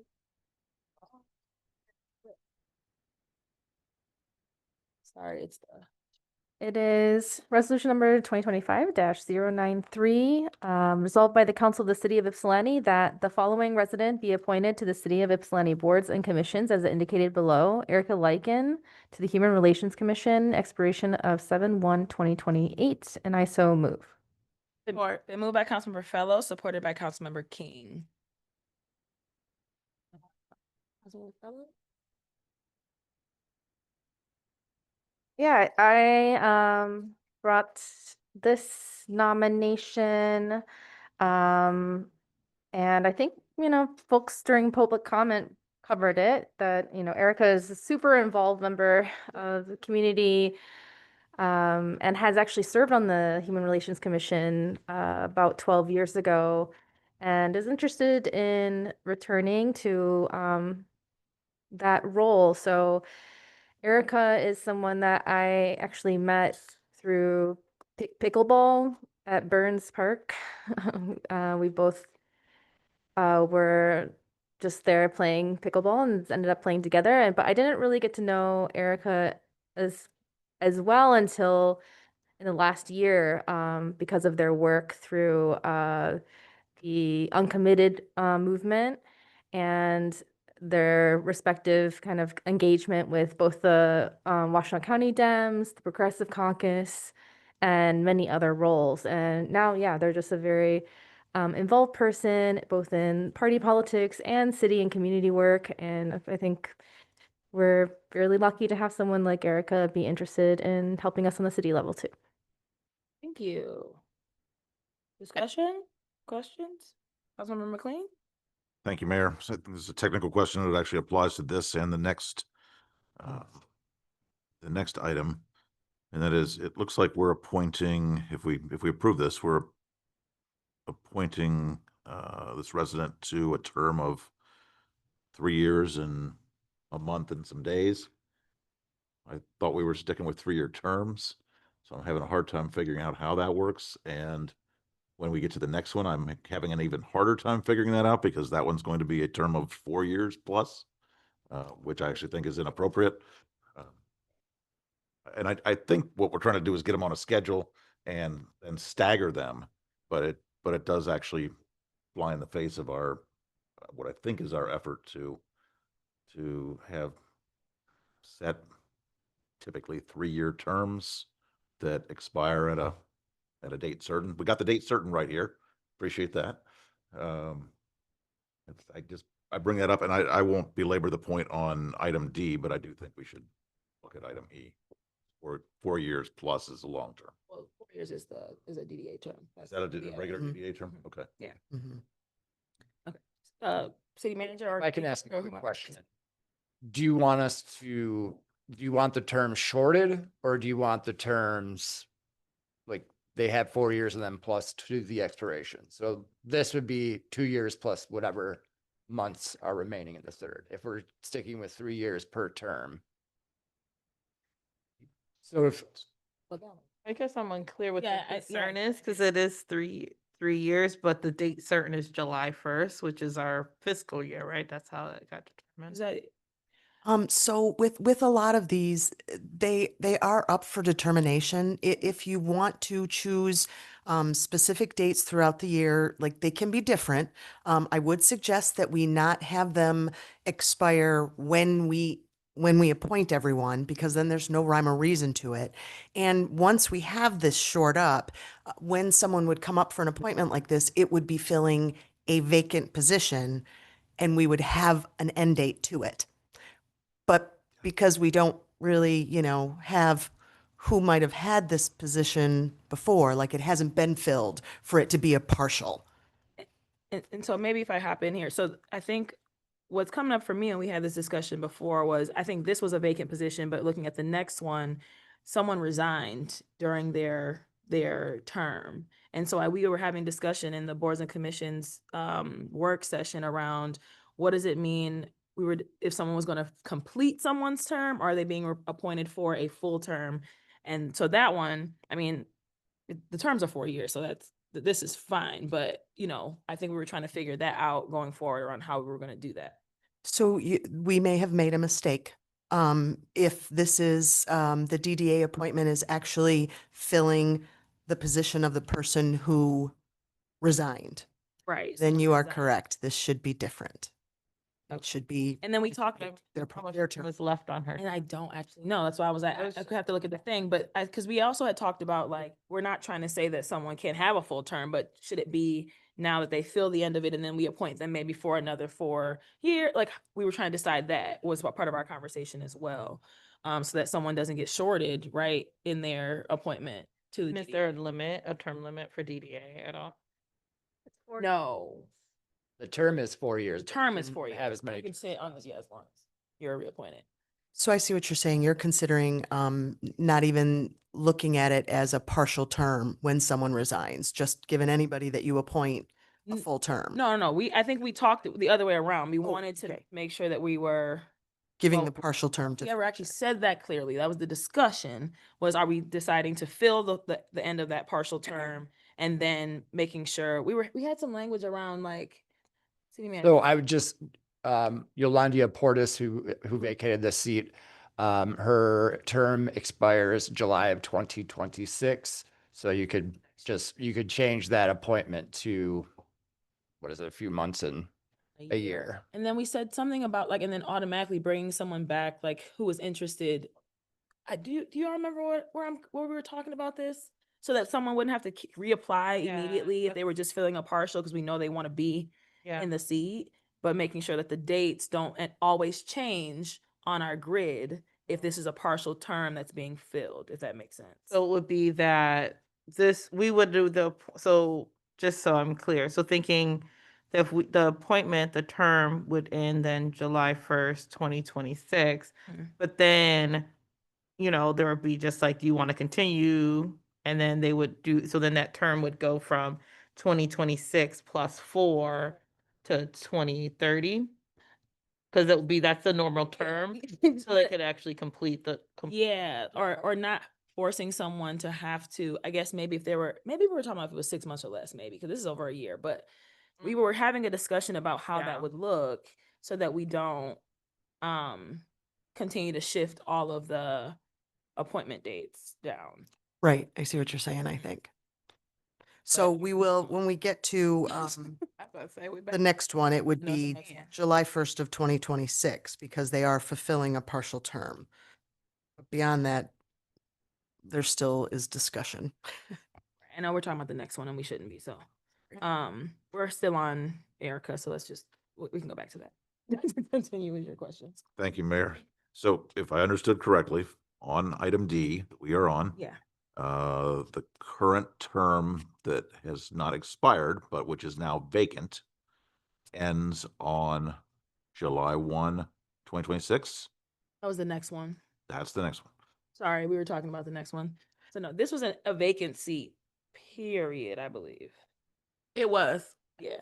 Yes. There was no one in the seat. Okay, so we would be appointing term. with this date to a full term plus a little bit, but it's not very much.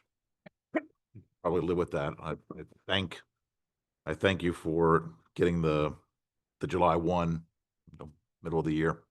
I think that will help us. So I can live with this one the way it is. All right, further discussion on this appointment then.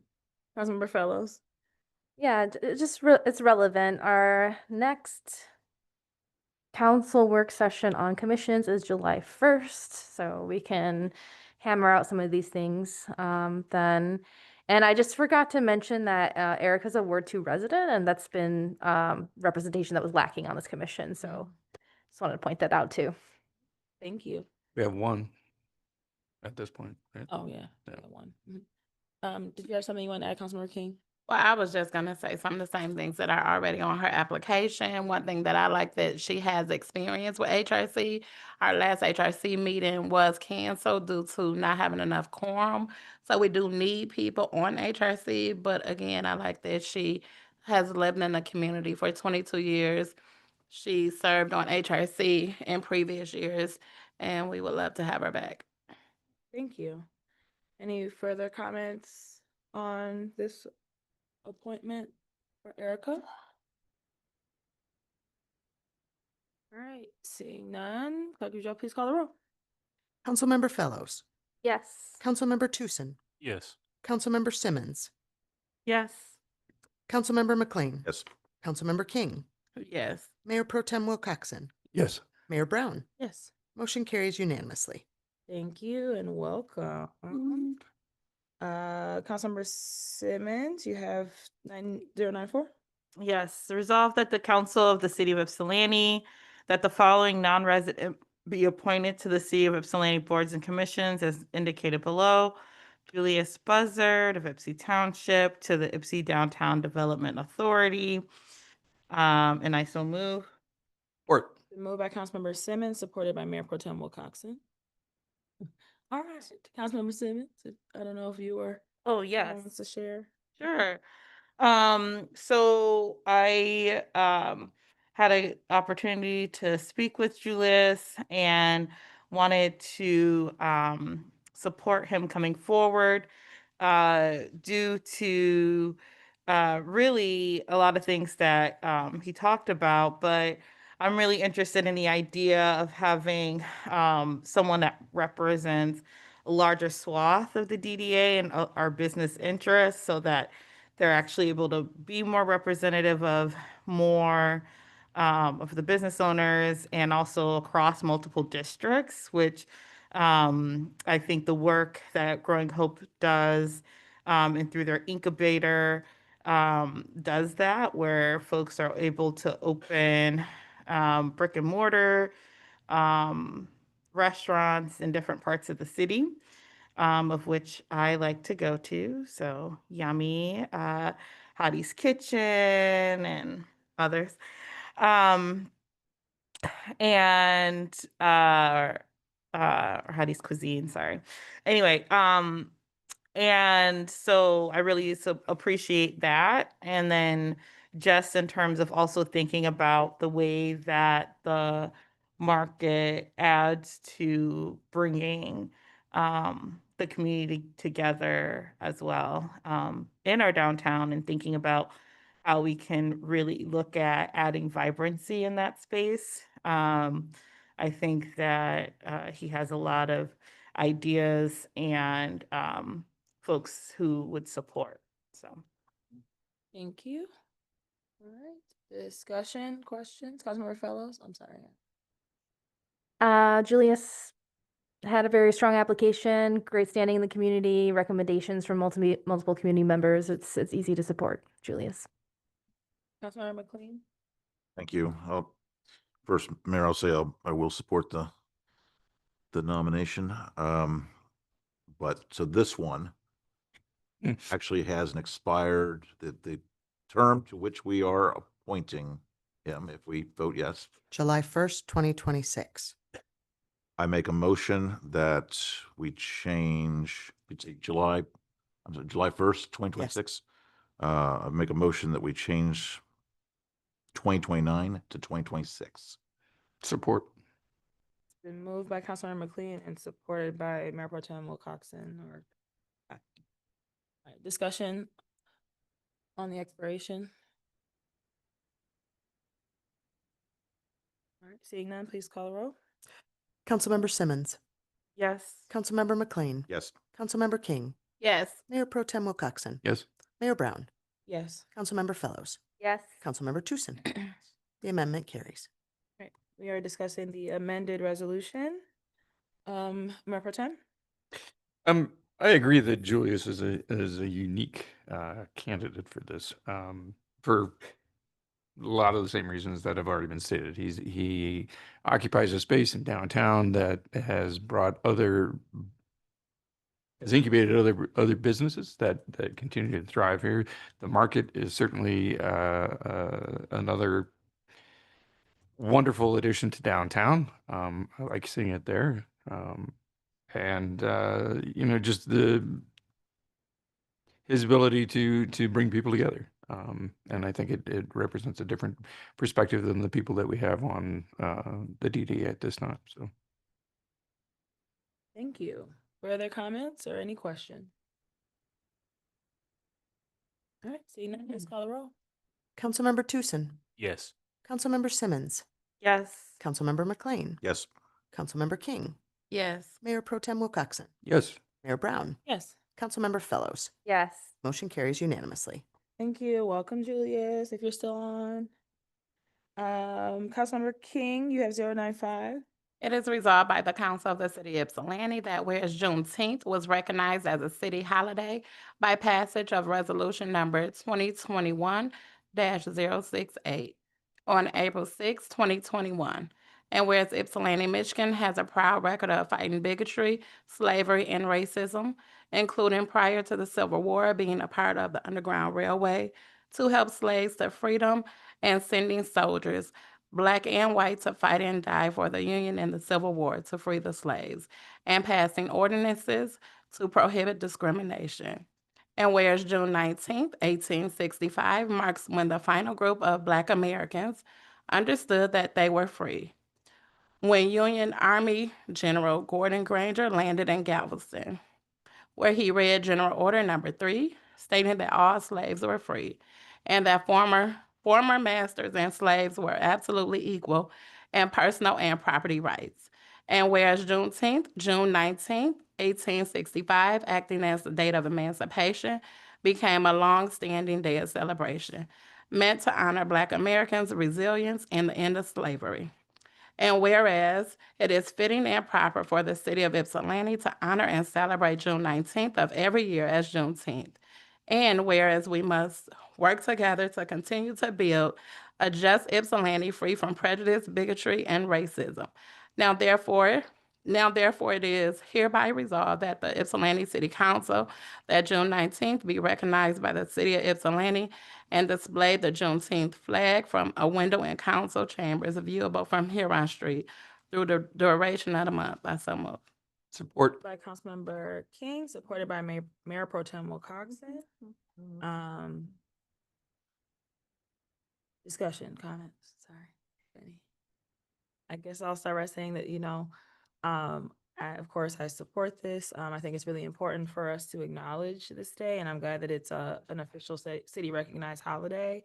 And then also want to lift that the Juneteenth celebration will again occur this year in Ypsilanti, and looking forward to it. And so I hope that, everybody comes out. Any other comments? Please call the roll, Clerk Boudreaux. No problem. Councilmember McLean. Yes. Councilmember King. Yes. Mayor Pro Tem Wilcoxon. Yes. Mayor Brown. Yes. Councilmember Fellows. Yes. Councilmember Tucson. Yes. Councilmember Simmons. Yes. Motion carries unanimously. Thank you. Mayor Pro Tem, you have 096. Resolved by the Council of the City of Ypsilanti, whereas President Bill Clinton declared June Gay and Lesbian Pride Month in June of 2000 to commemorate the June 1969 Stonewall riots in Lower Manhattan, and whereas President Barack Obama expanded the commemoration further by declaring June Lesbian, Gay, Bisexual, and Transgender Pride Month, and whereas Pride Month is not only a time of celebration, it is also an opportunity to peacefully protest and raise political awareness of current issues facing the LGBTQ plus community, and whereas much ground has been gained since the 1969 Stonewall riots, however, injustice and negative attitudes remain that threaten the LGBTQ community. And whereas the city of Ypsilanti has a proud place in the history of the LGBTQ plus equality in the successful passing of our inclusive non-discrimination ordinance in 1998, a historic victory that received national attention and acclaim. And whereas while the city of Ypsilanti has a long proud tradition of being an inclusive community, it recognizes as long as injustice exists, it threatens all that has been accomplished. Now, therefore, be it resolved that the Ypsilanti City Council of the City of Ypsilanti declare June as Pride Month and direct staff to fly the pride flag from a window in council chambers viewable from Huron Street through the duration of the month. And I so move. Pro Tem Wilcoxon, supported by Councilmember McLean. I guess I'll start saying the exact same. I'm very proud that we, on an annual basis, make sure to acknowledge Pride Month. Ypsi, one of our values is diversity and our heritage, and the LGBTQ plus community is threaded throughout Ypsi's history. And it's important to make sure that we are acknowledging that and hanging the flag in the window with the Juneteenth flag. Any comments or discussion from council? Councilmember Fellows? Yeah, just that queer liberation is more than flags and proclamations, but I, of course, will support this. And I'm a member of that community. I am genderqueer, and I just want to mention in this moment that I do prefer council member to councilwoman. It's no problem if you do that. Just I'm stating my preference because I am proud and out. So thank you. No problem. Any further comments or discussion? Seeing none, please call the roll. Mayor Pro Tem Wilcoxon. Yes. Mayor Brown. Yes. Councilmember Fellows. Yes. Councilmember Tucson. Yes. Councilmember Simmons. Yes. Councilmember McLean. Yes. Councilmember King. Yes. Motion carries unanimously. Thank you. Mayor Pro Tem, you have 097.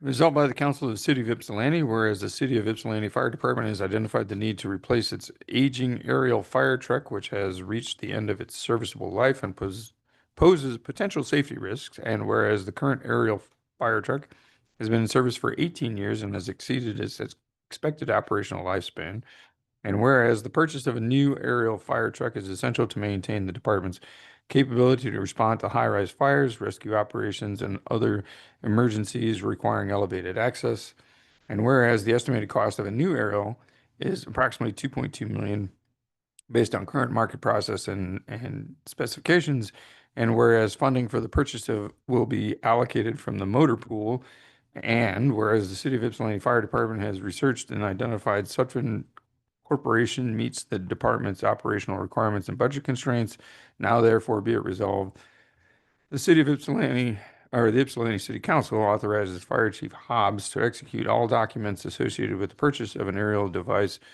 from Sutphen Corporation. I so move. Support. Moved by Mayor Pro Tem Wilcoxen, supported by Councilmember King. Council, I brought this to your attention during the last meeting that this is a timely item. I won't be able to do it justice, so I will invite Captain Scholes and Chief Hobbs up. Good evening, as you make your way. Oh, thank you. Hello again. Yeah. All right. Here in council. All right. Anything you want to share before I let folks ask you questions? We've shared a lot of information with you guys. While you guys were in closed session, we updated some packages and left them there for you guys. I don't know if you had time to review them or not, but the information that Captain Schultz is going to go over to include the purchasing agreement is included in that. Thank you. All right, Captain Schultz. Or were you saying that we just need to look at this, or? No, you guys can ask questions. Okay, I mean, all right. That's the pertinent information right there to the purchase. And he's giving you finance options. He's giving you specs of the truck. That was a request, and yeah, and so he's here prepared to, if we're here. Answer questions. Answer questions. Perfect, thank you. All right. Questions or comments from council? Councilmember McLean. Thank you, Mayor. Thank you, Chief. Start out just a technical question. The estimated interest rate, what is that based on? So looks like there's several calculations of terms ranging from 3 years to 15 years on one of your sheets. The estimated interest rate is 4.5%. I don't know if that's a question for you or finance director. So I think that'd be more of a question for Reagan.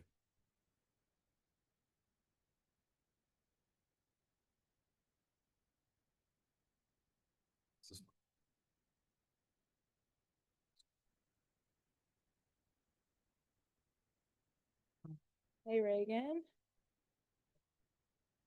Yeah, so we did just estimate 4.5%. But I'm just this is from 2 years from now, so we really don't know what interest we're gonna get. Right. We haven't really asked financing institution except for Sutphen's own leasing financing company. I wondered if there is something in there in our financing options that allows us to have some kind of locked in interest rate or not. I was also surprised to see that the rate is the same regardless of the term, which typically if you go for financing on anything, the longer the term, the higher the rate.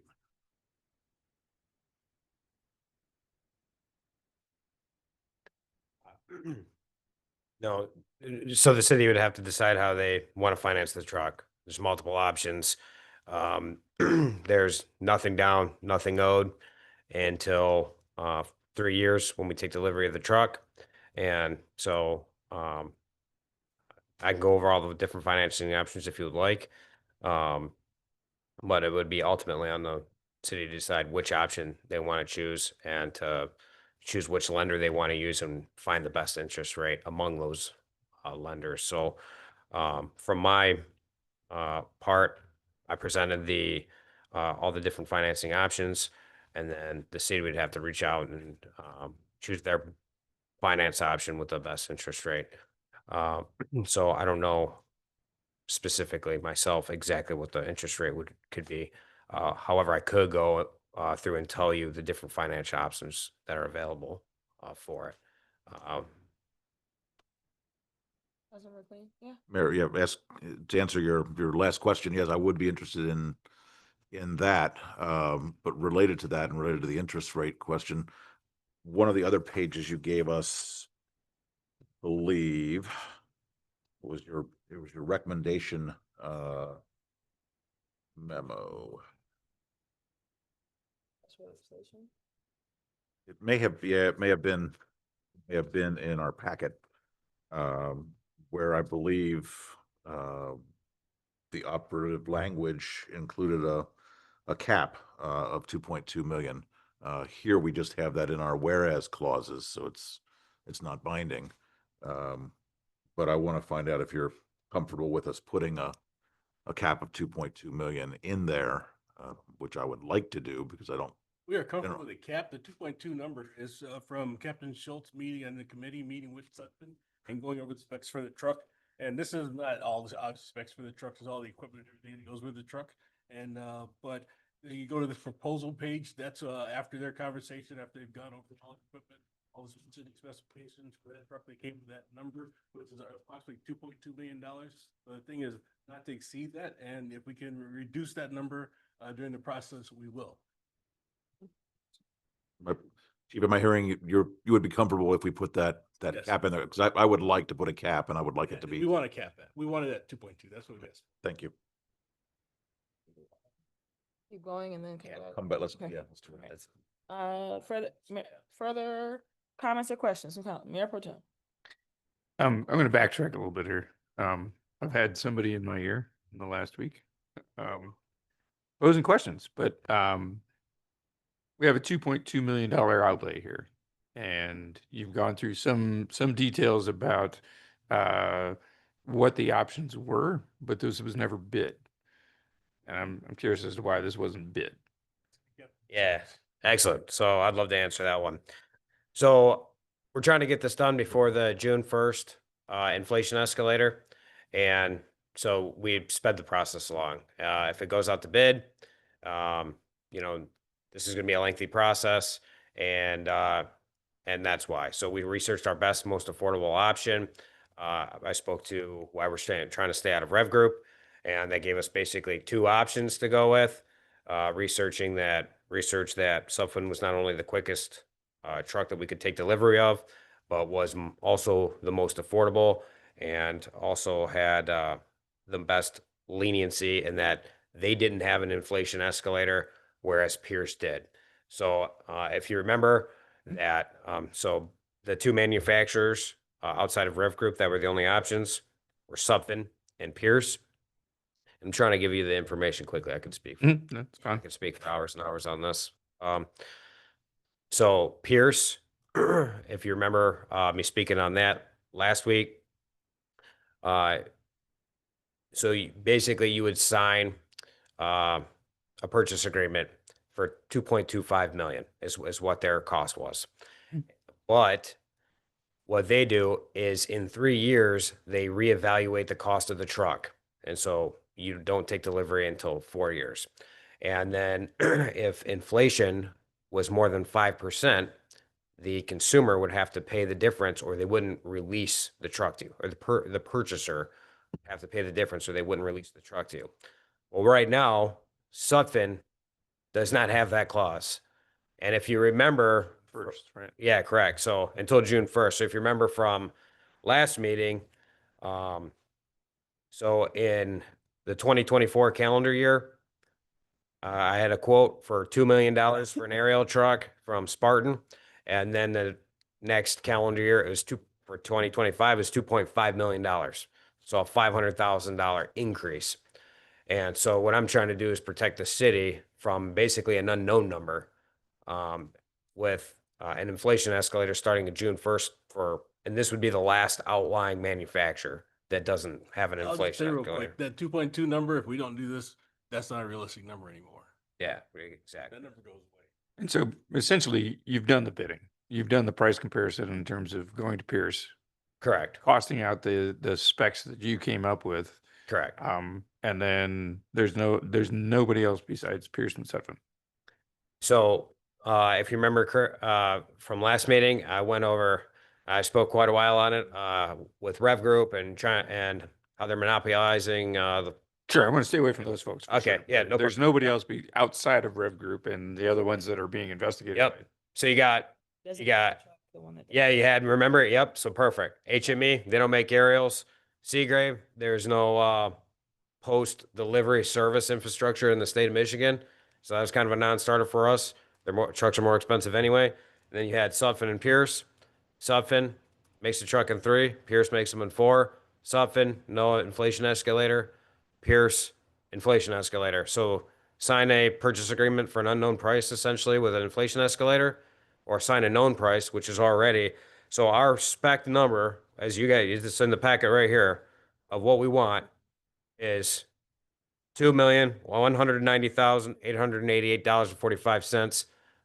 Still better than the only other available competitor, which is Pierce, and that was 2.25 starting out.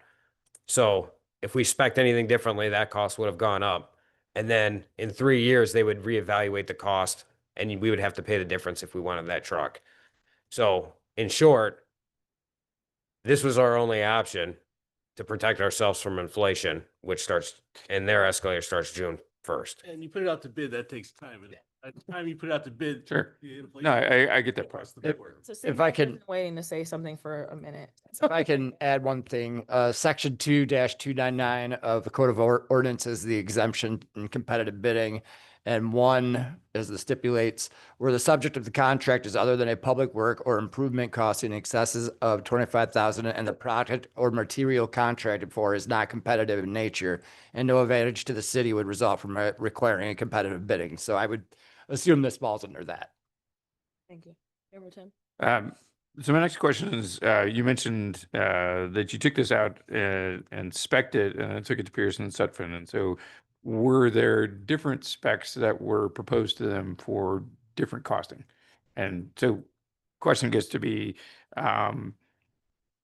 did you ever look at getting a demo truck, one that's already outfitted to just a basic spec? That's an excellent question. So with stock rigs, again, working within those same options, Sutphin or Pierce. Start with Sutphin. They make stock engines, which may be an option when we come to buy an engine in, 3 or 4 years or whatever. But they do not make stock aerials. They only make aerials how the purchaser wants them. So that was Sutphin. Now with Pierce stock rigs, basically what happens is they release a list. Pierce releases a list every 6 months of the stock rigs available. And right now, because of the state of purchasing fire trucks in the United States and stock rigs being usually more affordable and stock rigs usually being delivered quicker, it's extremely competitive. So basically what happens, and I've been told that this is essentially impossible, but basically what happens is they release the list. And fire chiefs from all over the United States of America will be waiting at their desk for this list to get released. And they'll be waiting with $2 million to sign a purchase agreement, and the city has $2 million in cash to pay for it immediately. So I talked to our chief about this and said, I don't think this is the route we need to go, because what if we don't get one? What if we don't get one in 6 months? What if we don't get one in another 6 months? Well, now we have to build one. Now we're another year behind, and we're already behind. We're already a year behind. You know what I mean? And and basically, from talking to other people out there, it's essentially impossible to get a stock rig unless you're extremely prepared and you can compete with very large departments. Think FDNY, and so it's essentially a gamble whether you're going to get one or not. If you don't get one, we're right back to where we're at right now. So I said, I'd rather take the guarantee that we get a truck relatively, it's still going to be late from when we need the truck. But I'd rather take the guarantee to get a truck relatively when we need it than to sort of continually gamble to get a truck we most likely won't get and then be right back to square one. Okay. An ancillary question. Are we still contracted to cover Willow Run Airport's tower? No. We used to be contracted to cover Willow Run's tower. We used to go out there and do regular exercises with them, but we no longer provide that service for them. I'm not sure which department does, but it's no longer our responsibility. That's your responsibility. Okay. I think it's Van Buren Township, but it's not ours anymore. That's all I've got for now. Thanks. Councilmember McLean. Along those similar lines, in our various mutual aid agreements, do we have any jurisdictions in our near proximity that themselves don't have such a vehicle and rely on the good graces of their neighboring jurisdictions to cover them? Great question. I'd love to answer that one. You loved it. So yeah, right now, Ypsilanti Township and Ypsilanti City, it's no secret. We have an auto aid agreement with each other. We cannot provide fire suppression and structured fire without them. They can't provide it without us. And it's mostly due to lack of manpower. So their agreement to us is 2 engines and 4 people. Our agreement to them is an engine and an aerial. And so they do not have an aerial and we supply it for them. But we also don't have their 4 people and 2 extra engines, and they provide it for us. Now, I'd like to say that almost for the last year, we have not provided our end of the mutual aid agreement because our aerial's been out of service. And so they have to reach further and further out, essentially, to fill that need. Think Pittsfield, think Ann Arbor. I went to a fire the other day where Ann Arbor was attached to it. They were 18 minutes out, whereas our tower would be 2 minutes out. You know what I mean? And so if we were to cancel our mutual aid agreement, that would obviously, we would need to hire, 12 more firefighters and decrease our minimum to 8 a day. Not suggesting that, by the way. Yeah, so To be clear. No. and they've provided us with 2 brand new engines and 4 people, and we've provided them with an aging engine and no aerial, and so we have not been providing our end of it, and we're trying to, and so that's hopefully that answers your question. So currently, right now, between us and Ypsilanti Township, when our tower's out of service, that 36 square mile area, there's no aerial, and it's a very densely populated area with a lot of vertical buildings. So hopefully that answered it for you. You did. Thank you. Mayor Pro Tem? The question was posed to me, that, so you're dealing directly with Sutphen and not a dealership that they're supplying that to. Nope. So I'm dealing with Apollo, their dealership for Sutphen apparatus. And then every time we have a question, he gets on the phone with an engineer who says, can we do this? Can we not? So an example of that would be, there's a generator that was $18,000 assigned on the truck.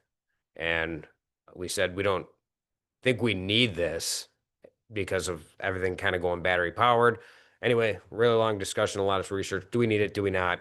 And so he called a Sutphen engineer and said, can they get rid of this, put an inverter on the truck? And he said, well, no, not the 2,000 watt inverter, but put the 3,000 watt inverter and you can. And so the 3,000 watt inverter was $4,500, which instead of the generator, which was 18,000. So that's just an example of anything that the dealership wasn't able to answer or help us with. He was able to call an engineer from Sutphen. They were able to give us the answer. So we're not getting an $18,000. Yeah, right, exactly. Thank you. All right. Are there further questions or comments from council on the truck? Councilmember Simmons. Hello, thank you. Thank you for your very thorough presentation last meeting. I guess that was just last week already. Okay. Because that helped me to really understand what's going on here. I guess one of my things just in these new notes, or I guess this is just mainly a statement, but for us to think about as I was looking through these, the different discount options for what we can have, it looks like if we pass this today, that we would still be able to come up with that at our next, meeting or so, in order to see if this is something that we could take advantage of to reduce the cost overall. So I guess a question I would have, maybe this is just a ongoing conversation too with our city manager, but just in terms of in considering some of that, especially with this money that you were saying that we do have, how that would support us longer term by reducing costs or anything. So I would love to just kind of hear. Sure, and if that would be council's wish, we wouldn't be able to go much above the 25%. But that could come from, probably, we just change it to the capital fund and pull that from there. Mm-hmm.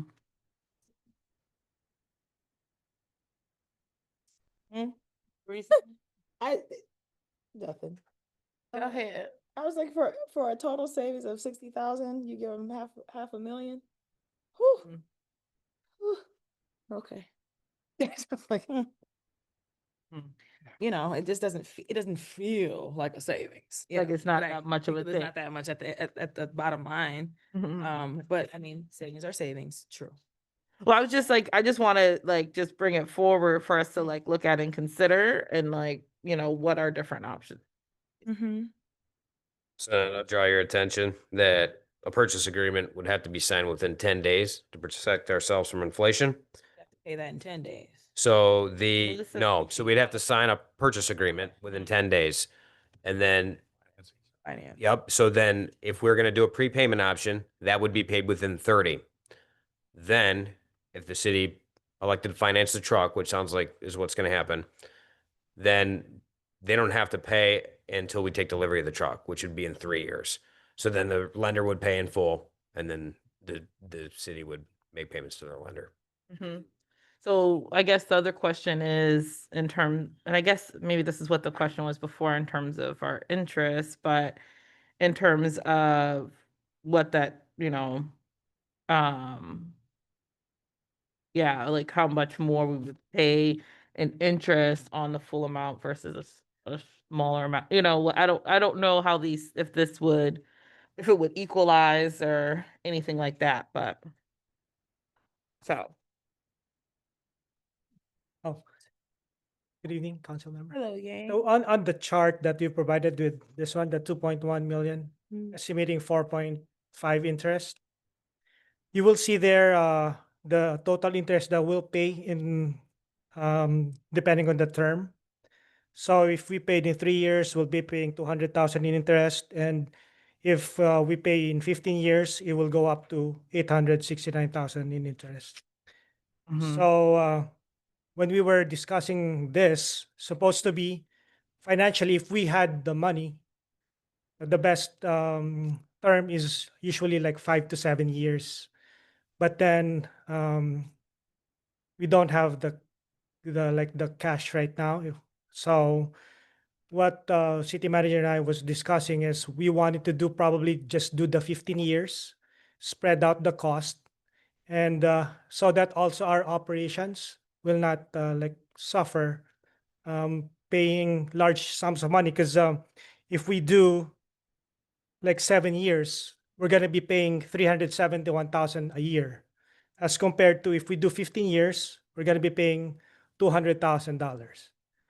So if we spread out the cost, then we could have, and the truck is has a useful life of 15 years. So what we want to do is, since it's going to benefit our residents for 15 years, maybe it's also fair to share the cost for another 15 years. And yeah, that's our point of view. So I could add one thing to that. By spreading it out 15 years, it also gives us the opportunity to create a plan in order to purchase the truck in another 15 years, already have that money there. If we're putting forward more money, it takes away that opportunity. And that's part of our presentation last time is when we were doing our research, we're finding out that, and like I said, I have to go back to Ann Arbor because I did speak to them. And they make a purchase, and then they plan to make the next purchase in 15 to 20 years. The only thing they didn't allow for was the cost of inflation. So even that, they end up paying additional funds, even though they thought they had set money aside. It still ended up costing them additional money because it increased so much. So Thank you. We also have $100,000 maintenance cost. And when I say we use that, we spend $100,000 to keep this fleet running. And if we get a new one, obviously we're going to reduce that. I don't know exactly what, because engine 3 is right behind this one, but we're going to reduce that $100,000 maintenance cost because the truck's out of service a lot. We spend a lot of money to keep it running. Councilmember McLean. Thank you, Mayor. Yeah, I think that Councilwoman Simhouse's question was a reasonable one and a good one. But I do think that the approach that Reagan just outlined, given the useful life of the truck, is the one that probably makes the most sense as we find ourselves in challenging financial times. Obviously, we keep an eye on what we spend. We also have to keep an eye on cash flow. Thinking about that over the course of 15 years, 200,000 is manageable. And while the amount of interest is higher, of course, because you're paying it for a longer period of time, that interest rate is not onerous. And if we actually believe we can get that rate, I'll be very happy. Also on our budget, we're making a transfer of 230,000 from our mental health and public safety fund to the capital improvement fund of 230,000. So we're planning on probably putting a down payment on the purchase. We haven't we don't have yet a set plan on how we're gonna finance, because right now I think what we're trying to do is to lock in the purchase order, and 3 years from now we'll have to think about on how we're gonna actually purchase. So right now I think what the chief and Captain Schultz is saying is we need to just do the purchase agreement right now so that we can avail of that rate, inflation rate. Correct. Yeah, that Protect ourselves eliminates being- the Protect- inflation escalator. Escalator. Pays what yeah. we're doing. Thank you. Oh, Sorry.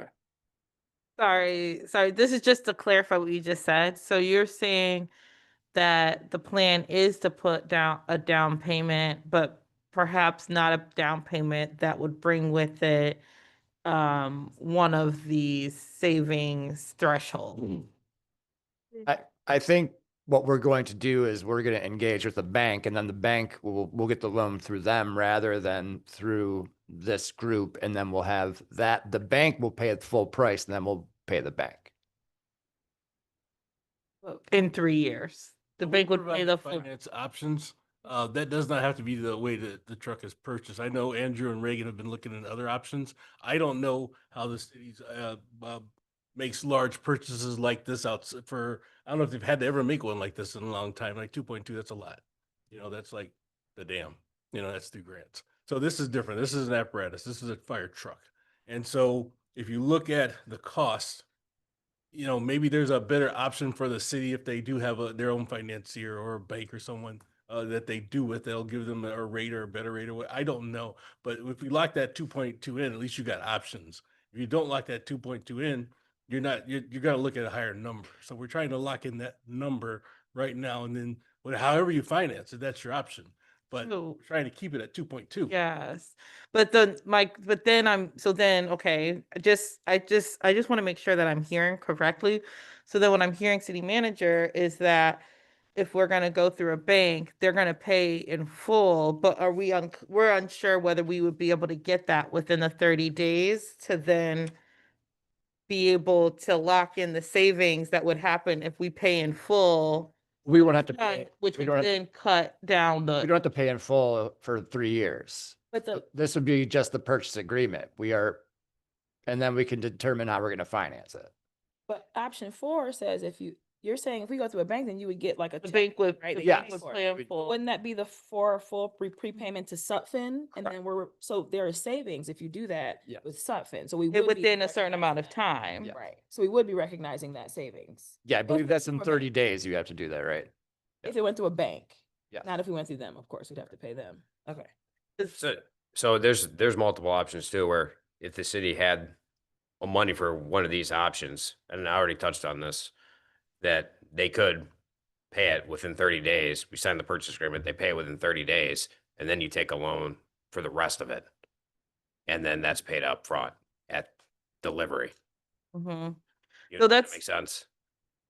I'm not sure because I'm still like, I'm still trying to, I think I don't know that you're unclear. I'm just, because I think, so if I'm hearing, if we move quickly enough, if we're able to find the financing, because then these numbers would change.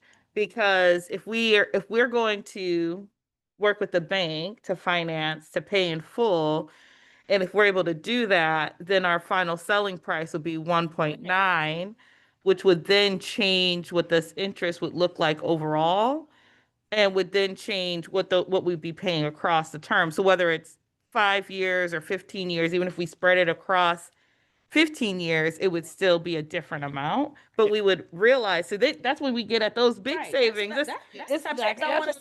That's at the $500,000 savings. So- Right, and that would be our intent if we're able to finance through a banking institution. I see. It would be paid all up front, but then we pay the bank. Right. Yeah, so then that would be helpful. I mean, we could go through this now for today, but I'm just saying that will be helpful to see then, just so we have clarity in terms of what that will look like with those new numbers, updated numbers for what that expectation would be. Does that make sense? Yes. Okay, thank you. All right. I know you had a thing. I know, Mayor Pro Tem, and then I saw your hand, Councilman Fellows.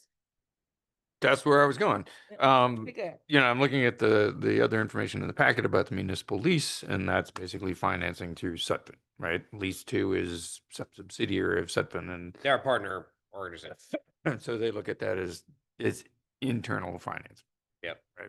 And so just want to be clear that 30 days From when we sign. from when we sign, we get 100% if we do that. But, and then the 3 years is when the balance is due if we don't finance.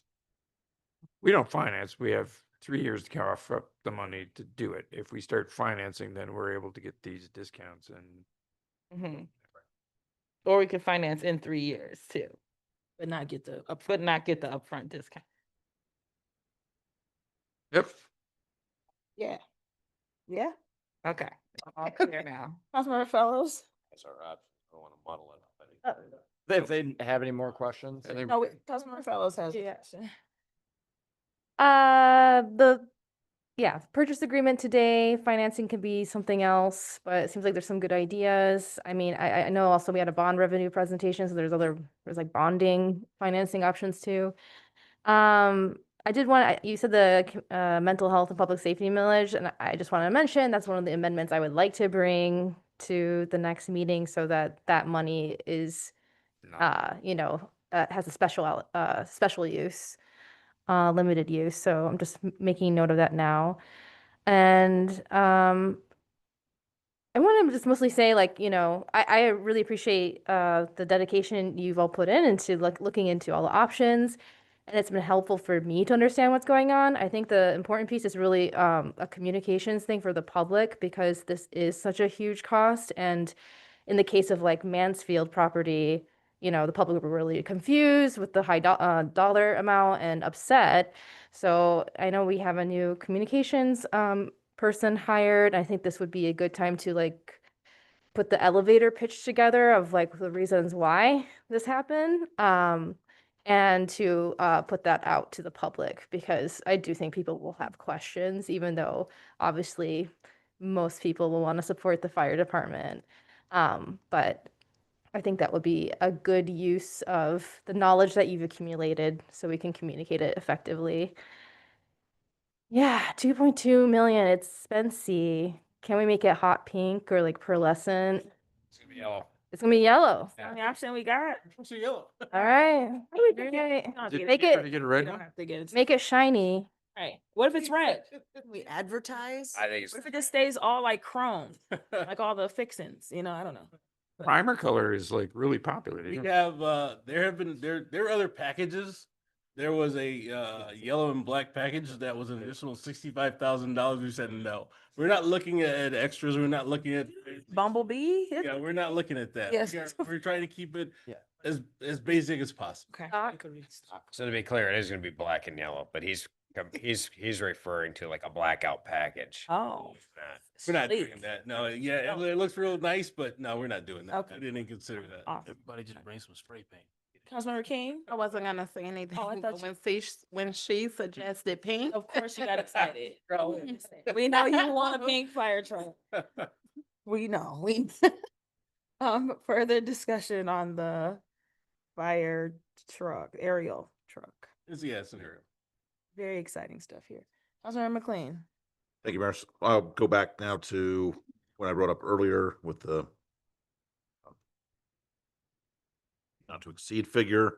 So I would move as follows to add at the end of the be it resolved clause so that it reads in an amount not to exceed 2.2 million. It's been moved by Councilmember McLean, supported by Councilmember Tucson. Clerk Rejoice, did you hear that? Okay, yes. Discussion on the amendment. Any questions, comments?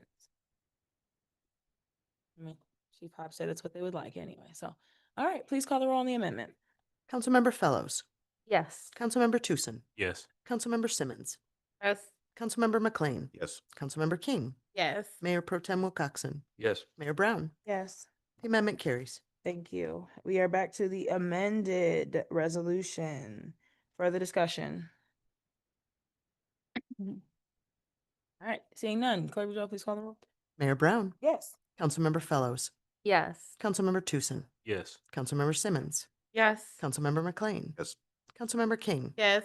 Mayor Pro Tem Wilcoxen. Yes. Motion carries unanimously. Thank you Thank you all both. for your Captain time. Schultz, thank you so much for your thorough work on this. I mean, you eat, sleep, and breathe this apparently. Yes, he does. I did. I can tell, so. And Surrounded by excellent people. let's try to pay it off in 30 days so we can Uh-huh. get some savings. Okay, Councilmember, thank you. 098, I believe you have.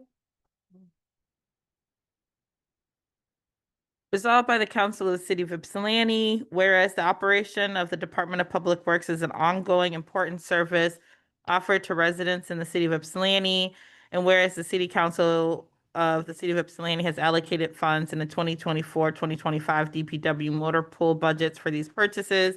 Now therefore be it resolved that the City of Ypsilanti approves the purchase of a CAT 938 front loader in the total amount of $264,799 to be expended from the appropriate motor pool capital accounts, with any change orders to be approved by the city manager, and I so move. Been moved by Councilmember Simmons, supported by Councilmember King. Long time no see. No, good evening. Evening, council. All right. Yeah, you're just waiting for questions from us? Just here if you guys have questions. Okay. Questions from council. It's not, Bonnie's usually up here. Sorry, No. not Bonnie. Good to see you there. Okay, any questions? Sorry. Hold on. I'm just. Sorry, I'm not Bonnie. We love you too.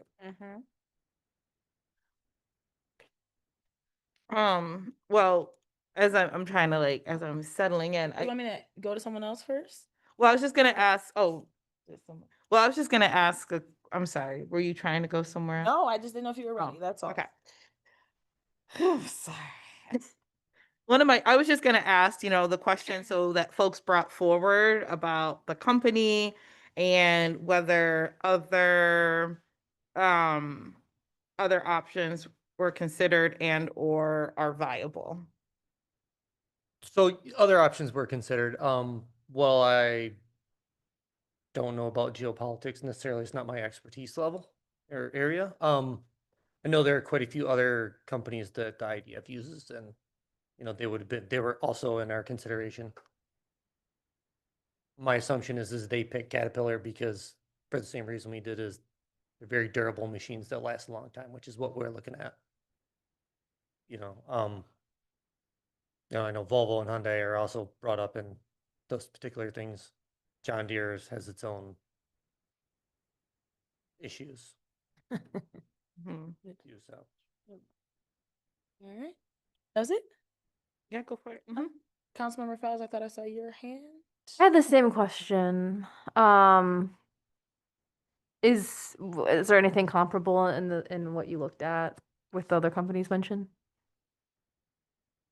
All of the loaders that we looked at are comparable. This was just the best one, Mm-hmm. best bang for the buck, I guess, and they're Again, all of the big corporations that are, you know, heavy equipment corporations are gonna have skeletons in their closets that we don't like. They're a large corporation that does business all over the world, and, you know,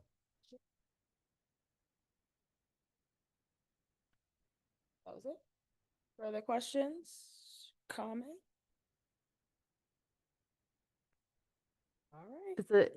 Is it a replacement to another front loader? it's a replacement for our Volvo front loader that we currently own. Okay. It's 4 years over past its replacement date. 4? You 4 said? years. Okay.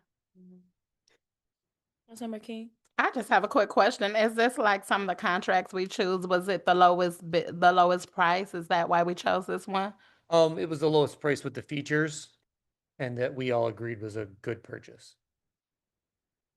And we can always buy a smaller loader or something different that doesn't have the features. Councilmember Tucson? And yeah, and then excuse me, in the comparison of the Volvo front loader that we have currently that's 4 years over and the Caterpillar that we're talking about purchasing today, what is like the difference between durability, like time of, you know, Lifespan? yes, lifespan, thank you. Yeah, well, the big thing with the Volvo is being manufactured from another country, they use different size like hydraulic fittings and things that we can only purchase from the dealer. So when it breaks, we either have to get the part from the dealer or have the specialty equipment company come out that can make that hose for us. So when the only machine that can load salt for us is broke down for 6 hours instead of running to the place on Park Street that has hydraulic fittings, it's detrimental to, you know, snow removal and things like that. Yeah. Yeah, I you know, will we say that. we strive to keep the streets free of snow and ice for you guys. Thank you very We much. appreciate that. Thank you. Yes. Further comments or questions? All right. Just one more. sorry, Maybe yeah. in the future, it might be nice to have just like 2 options to look at for equipment in case these kind of questions come up. All right, thank you. If there's nothing further, Clerk Bujoe, please call the roll. Thank you. Councilmember Tucson, Yes. Councilmember Simmons,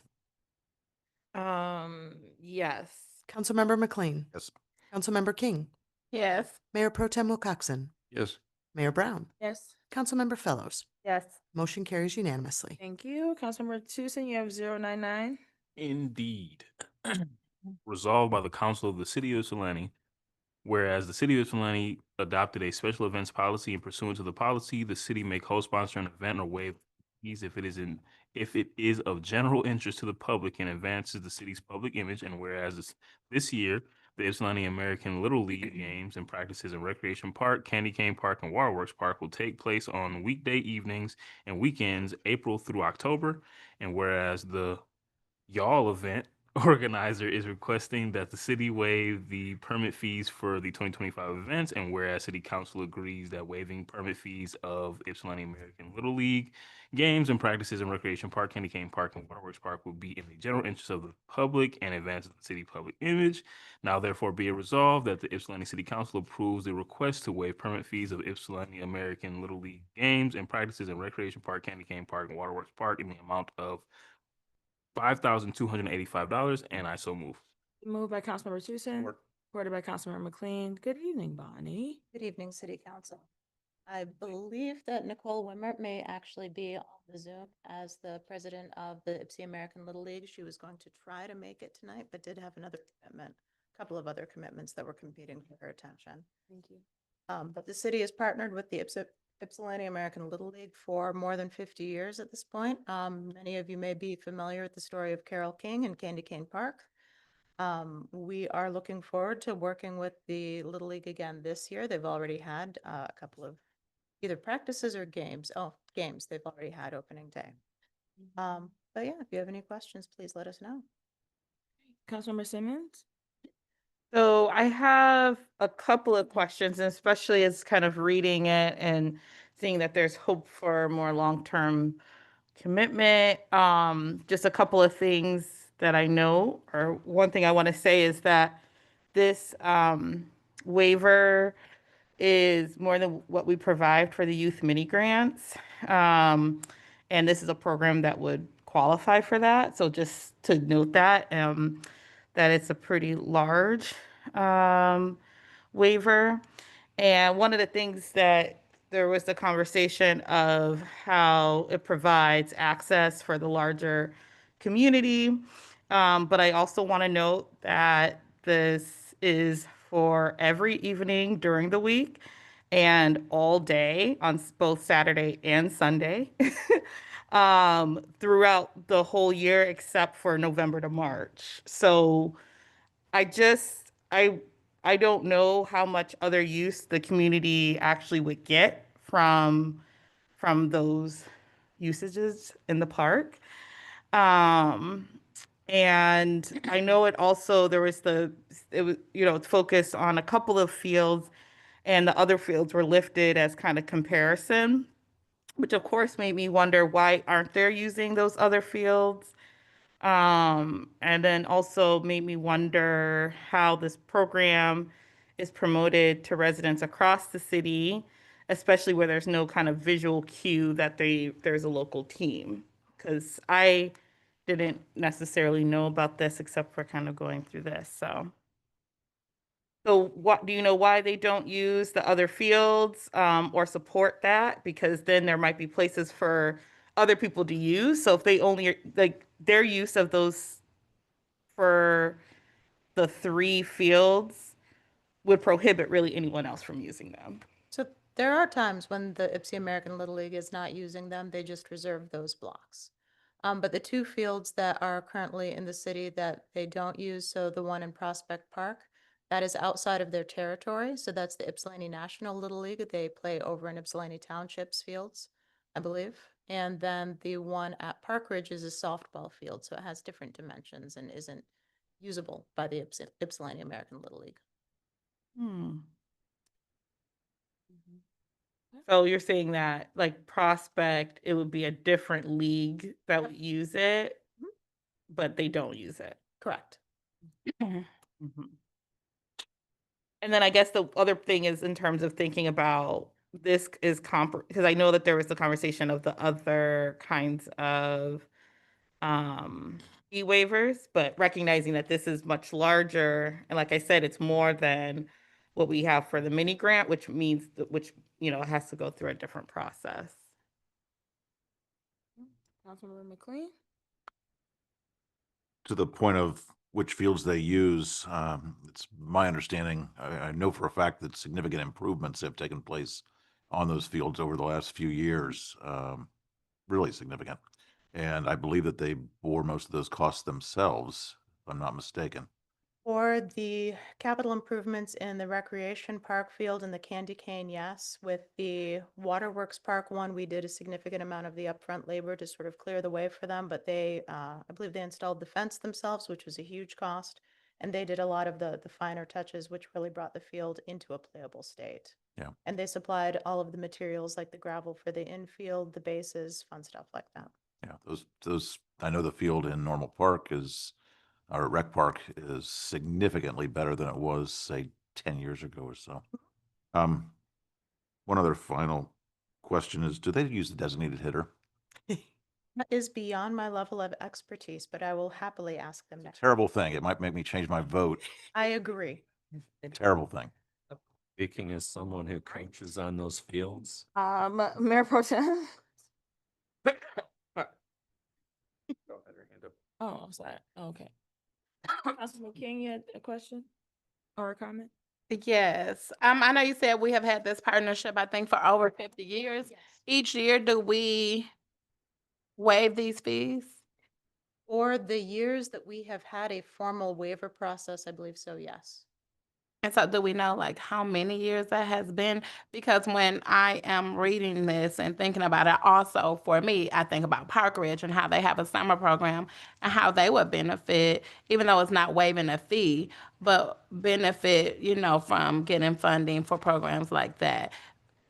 And I know Councilmember Simmons said one question that did not get answered is how is it promoted throughout the city?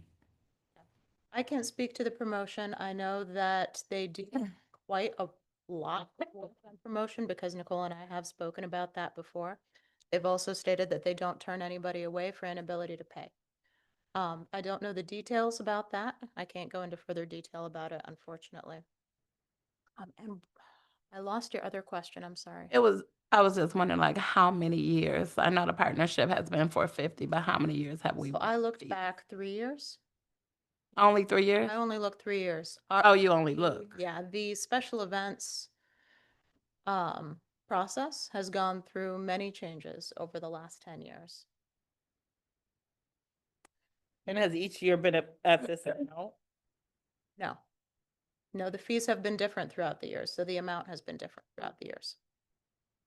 City manager? So the Little League has actually been awarded the youth mini grant in the past.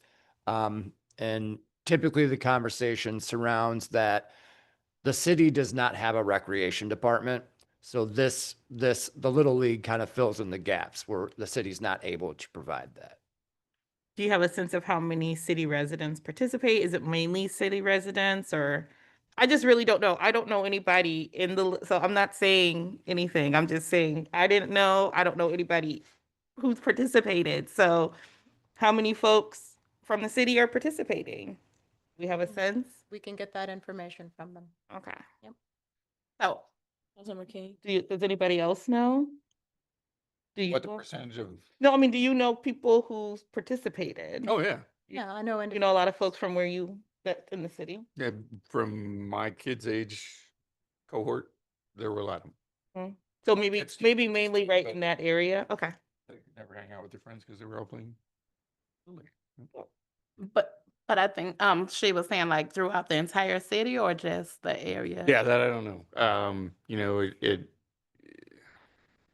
I can speak to Candy Cane Park. Yeah. Yeah, Right. no, I just wanted to. And because of the Ypsilanti National versus Ypsilanti American Little League, so it's primarily people, excuse me, from the 48197 who are in Ypsilanti American Little League. That's this one here before us tonight. The people in 48198 are going to be in the National Little League. Oh, I see. So there's a little bit of a trade-off. The township gets our 48198 residents, we get the township's 48197 residents. Councilmember Fellows? I support club sports.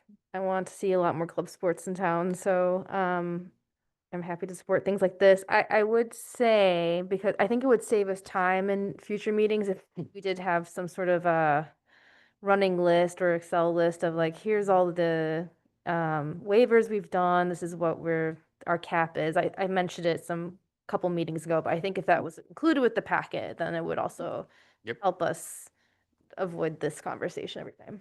So I do have the list from last year, and in terms of waivers, we waived 44,378.60. But that includes the. Is that the waivers? Or is that just the deficit that I gave you? That's the waiver, special events fee waivers. And but that includes Juneteenth and Pride, which are now included in the events ordinance.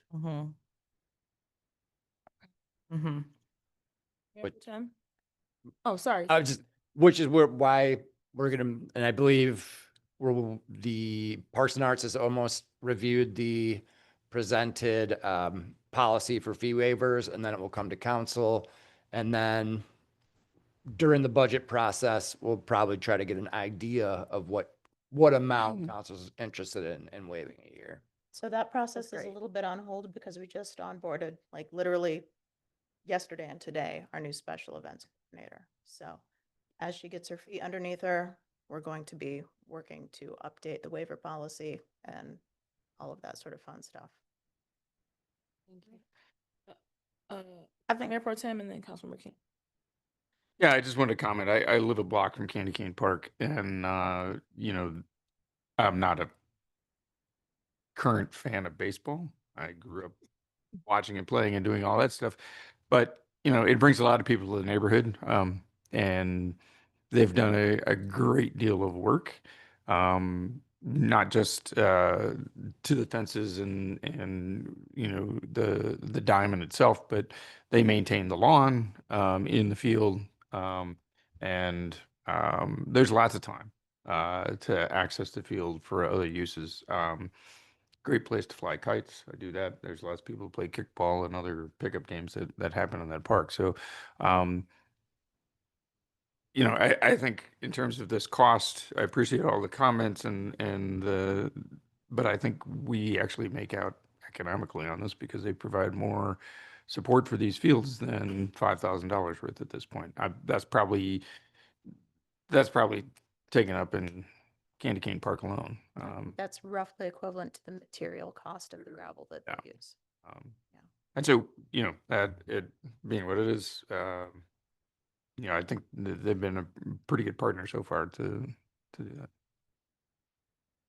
And I have seen a lot of representation, when my kids were that age, a lot of their friends were in Little League. Councilmember King? I was gonna say personally, me, I would like to postpone it to the next meeting until we have some more of that information. Because city manager mentioned that they have taken advantage of mini grants. And being on the youth mini grant committee, when we try to decide who gets that funding, we do go through who has received it before in the past. So for me personally, I would motion to postpone it until we get more information. If I have support. Support. Support from Councilmember Fellows? Is this the one that you can discuss or you can't discuss it, Randy? Can't discuss it. So tabling or postponement, you can't do any of that. All right. Please call the roll. Clerk Michelle. To postpone Resolution 099, Councilmember McLean. No. Councilmember King. Yes. Mayor Pro Tem Wilcoxen. Sure. Mayor Brown. No. Councilmember Fellows. Yes. Councilmember Tucson. Councilmember Simmons.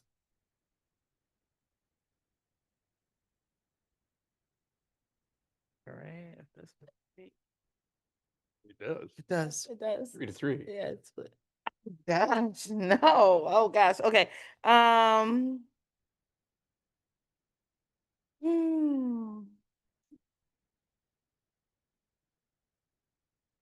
Okay.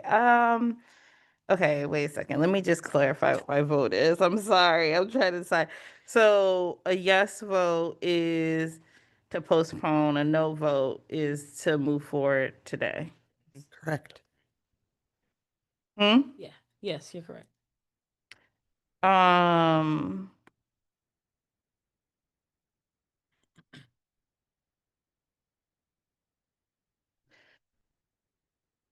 uh, I'll say no. Motion to postpone fails. So the resolution is still on the table. Right? Yes. Okay. Further discussion. Councilmember Fellows.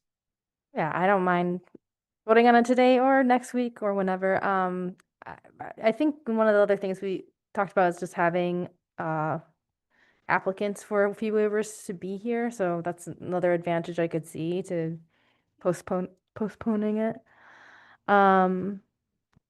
Anyway, more information is always great. Yeah.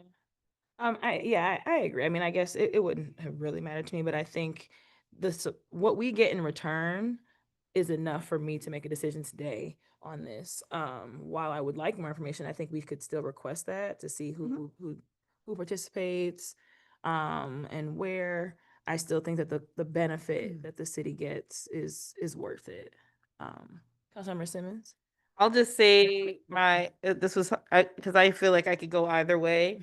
My main decision for moving forward today is just that the next meeting is going to be really heavy and we're going to be doing all of our budget voting and our amendments. And so because we're doing pretty good on time tonight, I feel like that. So anyway, just so people know, that was what was my deciding factor is the time that I know we're going to be spending next meeting. So. Councilmember King. So I just would say, again, sometimes we do take we take a very long time to decide on some things, and sometimes a lot more information is there. But when a lot of us is asking for more information and then we're still prepared to vote, to me, it just makes me think, why do we take so long on other things? It may even request a smaller amount of money.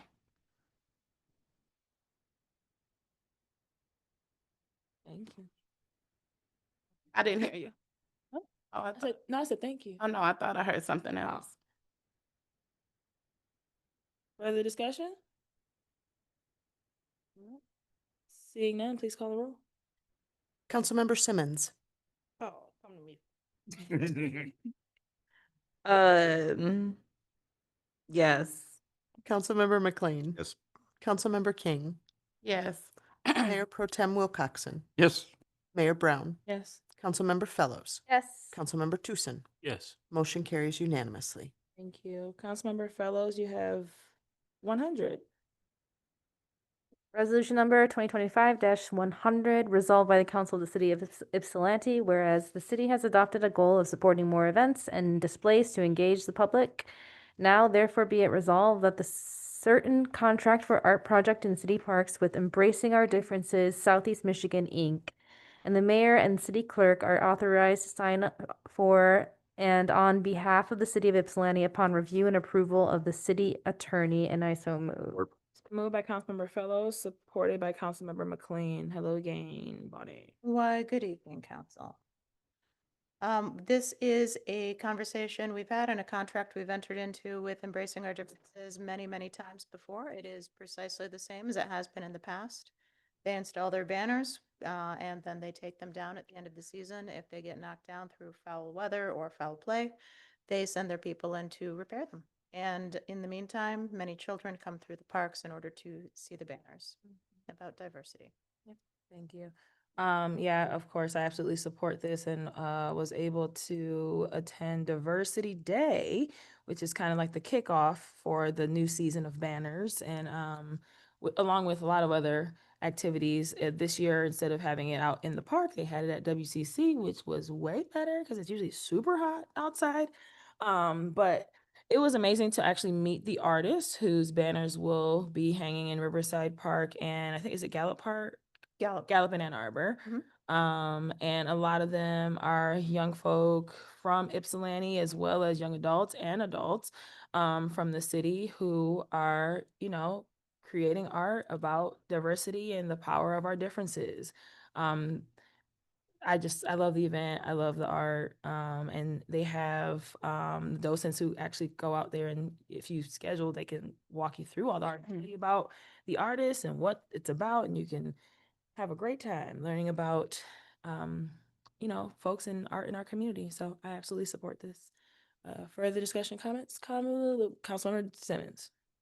Yes. I'm guess you probably don't know the answer to this. Well, my first question you might know. How long? My question was around upgrades for the display because they do fall down every year. And so just wondering if they're planning on upgrades, planning on different kind of materials or ways to secure the displays. So that was one question. Do you know if that is something that they're looking? I know that they are working with a different vendor this year. In the past, they've been working with Johnson Sign. I think they're working with Universal this year. And so there may be innovations coming about as part of that. And then do you have a sense of how long it takes for them to fix one once it has fallen? It depends on how quickly it is that we find out and we tell them. Okay. They don't have any eyes on the ground necessarily every day.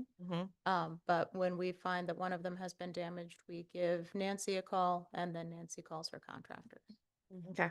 Well, I'll keep an eye out. So Appreciate it. Further discussion or comments from council? All right, seeing none, please call the roll. Councilmember King, Yes. Mayor Pro Tem Wilcoxen, Yes. Mayor Brown. Mayor Brown, Yes. Councilmember Fellows, Yes. Councilmember Tucson, Councilmember Simmons, yes. Councilmember McLean. Yes. Motion carries unanimously. Like to move to extend to 10:30. Support. by Councilmember McLean. I don't know who I'm talking about. Mayor Pro Tem. Guy over there. I did. Mayor Pro Tem Coxon, I'm so sorry, and Councilmember Fellows supported. All in favor of extending till 10:30, please say aye. Aye. Any opposed? Councilmember King, you have 101. Resolved by the Council of the City of Ypsilanti, whereas the City of Ypsilanti does wish to decertify the western portion of Green Road, beginning at .469 west of the intersection with LaForge Road, for a total length of 527 feet. So move. Or Moved by Councilmember King, supported by Mayor Pro Tem Wilcoxen. Hello again. Why, hello again, Mayor and Council. I appreciate your faith in my timekeeping. This one is actually going to be really quick. As you know, that we came here earlier on this year to decertify and recertify Green Road. The precise manner in which we did it was approved at the time by the MDOT administrative person that we were speaking to. However, it got to their cartographer after we had done the certification, and they said, hey, wow, you can do this differently, you know? And so we're doing it differently, you know? So. Oh, okay. This is to rectify that error and to make things easier for the cartographer to process. Map maker. Thank you. You're welcome. Questions or comments from council on the decertifying? Right, yeah, of green, which we've done. Just doing it again. All right. And all right, clerk, please call the roll. Mayor Brown, Yes. Councilmember Fellows, Yes. Councilmember Tucson, Yes. Councilmember Simmons, Yes. Councilmember McLean. Yes. Councilmember King, Yes. Mayor Pro Tem Wilcoxen. yes. Motion carries unanimously. King, you have 102 as well. Resolved by the Council of the City of Ypsilanti, whereas the City of Ypsilanti did acquire the title to Green Road, whereas it is necessary to furnish certain information to the state of Michigan to place this street within the city street system for the purpose of obtaining funds under Act 51 PA 1951 as amended.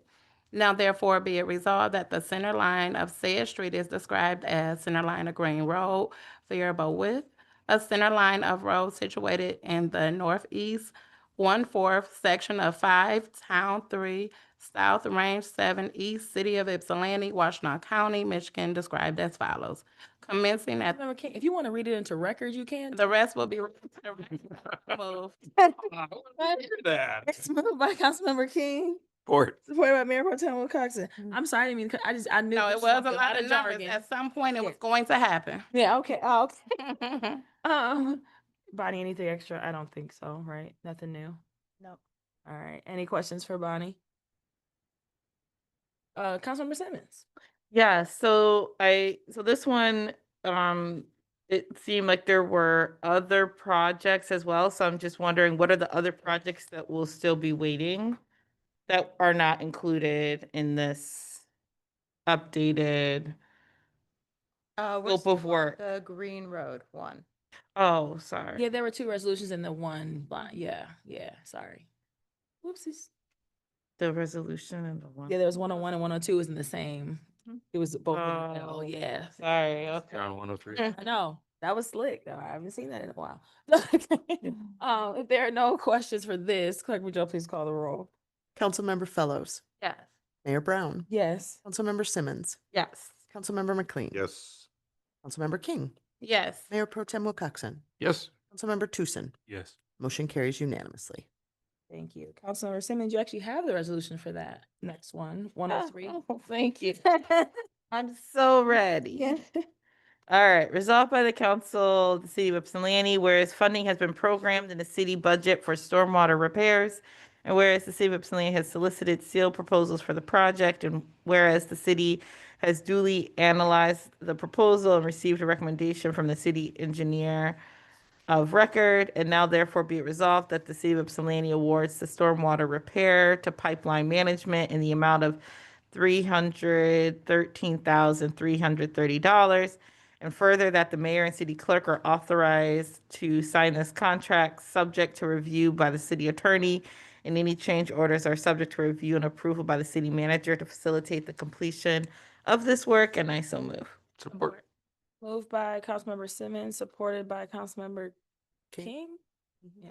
I was like, which I way? heard about the city, you know. All right. Hello again. Good evening. So as you may recall, we have a number of stormwater pipe failures, largely joint failures within the city. We put them all out to bid last year and we came back with 2 bids, for a total of about $650,000. We said, wow, boy, that is a lot of money. We picked a couple of the worst and put those back out to bid. We got one bid at, just north of 300,000. You had asked Councilmember Simmons how many or what are the other ones? Yes. Okay, so we have Earl at Perrin.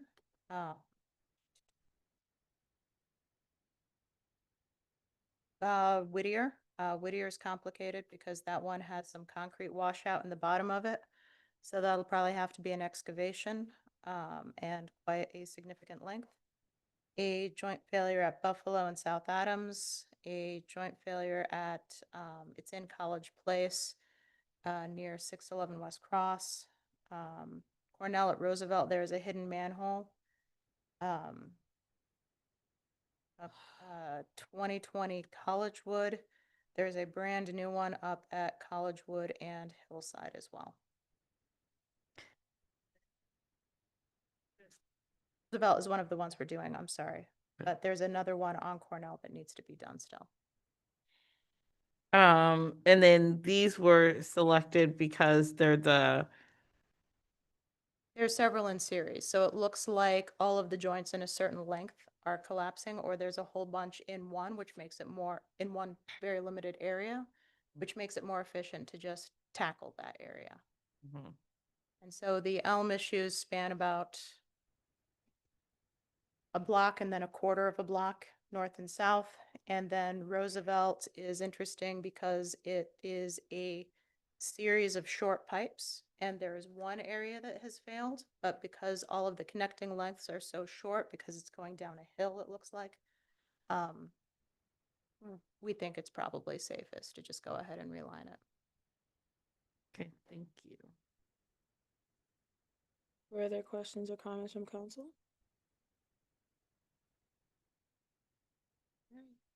Seeing none, please call the roll.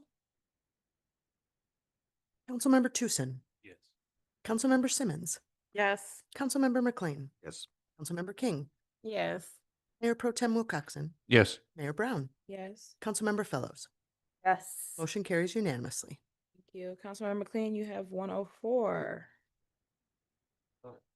Resolution 2025-104, resolved by the Council of the City of Ypsilanti, whereas the Department of Public Works is currently located at 14 West Forest, and whereas the site no longer meets the current needs of the department, and whereas the cost to improve or redevelop the property would pose significant financial and logistical challenges, and whereas due to these challenges, reasonable alternatives must be explored, and whereas the city has the bonding capability to properly finance the relocation, now therefore be it resolved that the City Council for the City of Ypsilanti directs the city manager to release a request for qualification for a commercial real estate professional to search for appropriate locations for the use of the Department of Public Works. Be it further resolved that the city manager is directed to establish basic parameters for such locations based on the needs of the Department of Public Works over the next 40 years. I so move. It's been moved by Councilmember McLean, supported by Councilmember Tucson. Thank you, Mayor. Just to share with council members, this is something that I brought forward and worked with the city manager. Understand he worked with the director as well, to craft this. And I think it was about 2 months ago, maybe 3 months ago now, that the director brought us, kind of the work that had been done on looking at what was needed, and made it at least clear to me that it'd be really hard to do anything in a long-term way at the current site. Includes my interest, my belief that this council should take some steps to move this process forward. And so in talking with the city manager about what the best way to do that would be, this represents his suggestion that we release a request for qualifications. And put together the parameters that we're going to need for in a site. So, I certainly would like him to make some comments as well. But I think this is a reasonable first step in the direction of trying to address some really serious needs. And I want to be clear that we try to do it in a way that is going to serve us not just for a couple years, 10 years even, but for the next several decades. So after speaking with Councilmember McLean, kind of thought about what our next steps would be. I reached out to Bonnie, and she'll be talking with OHM to kind of put together a plan for what is needed. I would suggest we have a closed session to consider purchase or lease of real property, to develop a strategy and an amount not to exceed. And then it's not something that's gonna be super quick. It's something that we need to start moving forward in order to make a change at the DPW yard. And this is just council giving us a direction. There's gonna be much more to come following this. Thank you. Discussion.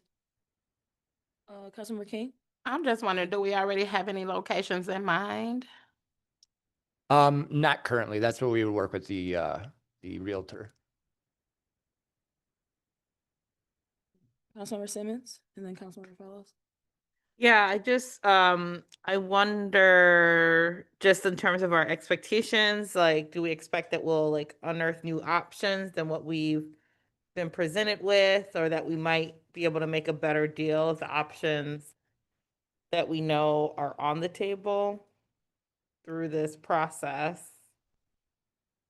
So was the question, are we able to determine better options, or? Yeah, like, do we expect that we might have new options or somehow be able to get a better deal as we go through this process? It's possible. Again, I haven't really looked into a lot of the real estate as of late, but that'd be, again, the realtor would help us after we hit the scope of what we're looking for. And again, it would be the realtor approaching people and not necessarily the city. So we would develop a strategy in a closed session, what we want with the realtor, and then the realtor would review properties for the city. And how soon would you expect us Well- to do that next step? Well, once council approves this, if it chooses, then we'll prepare the RFP, release it, and it will need to be posted for a couple weeks. Once we have the realtor decided, we would hold a closed session to discuss strategy. So we would still need to have our engineering firm develop the scope so we can give it to the realtor to understand what our needs will be. Councilmember Fellows? So, as I understand, this resolution just makes the RFQ RFP. So the scope part that you're talking about, is that triggered by this resolution, or is that after we have strategy discussion? So we would have the scope by the time we have the strategy discussion. That's something that DPW has been working with OHM for programming. So they have a pretty good grasp on what is needed at the DPW yard. And then they would work with staff to develop a wish list, basically, and then find a site that will best fit into that. So, okay, so that seems like it's already happening to a degree. This won't. Yeah, it's more formalize Uh-huh. it. So we have something to provide a realtor, and so they know exactly what we're looking for. Well, to that point, I would like to talk about that strategy before it goes to the realtor, because this resolution as it says, basically we're moving and that's it. And I would support an RFQ to get a realtor, but I would want to explore all available options, including staying in this current location and expanding, or, you know, other locations, That was, we. in and outside of the city. We presented this to council when we were asking for what council would like to see happen. We haven't had that direction. When Councilmember McLean brought this forward, this was a direction. It's up to council if council wants to do this or not. It's up to this body to decide, but we just would need a direction to know which way to go. Councilmember King had her hand up. Back to you, Councilmember McLean. And I guess it's kind of similar. If the council members had not brought this forward, because I know we have been talking about this for a while, when would this have come to us? Well, that was the thing. We presented information. We asked for feedback. We haven't heard anything from any of council members until we heard this. So this was the first time we heard of it. So we brought it forward since it had support. Okay. Councilmember McLean. Thank you, Mayor. You know, there's a bit of a chicken and egg here, I think. In my mind, doing this doesn't preclude anything, right? We could find out that, hey, it's hard to find a good spot. We could find out it's, or the spots that we do find are too expensive, or for other reasons we don't want to go there, and say, well, we're gonna have to double back and figure out how to make the existing spot work somehow, even if it's a suboptimal location. So I don't think it precludes anything. It just gives us some options and some possible directions.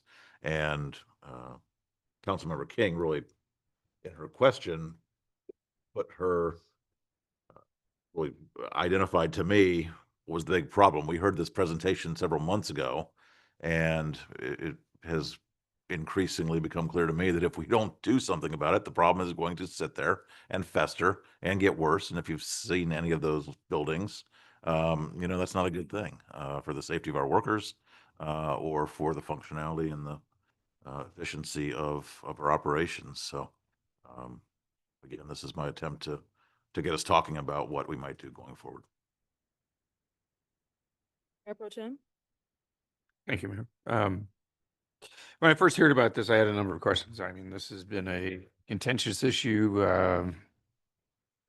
certainly a test, for some time. And, you know, the lack of movement on our part as a body is evident.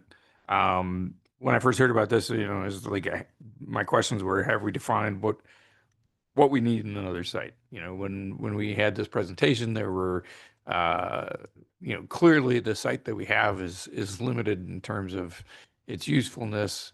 We have problems with historical sites. We have problems with the underground tank, and you know, access to that.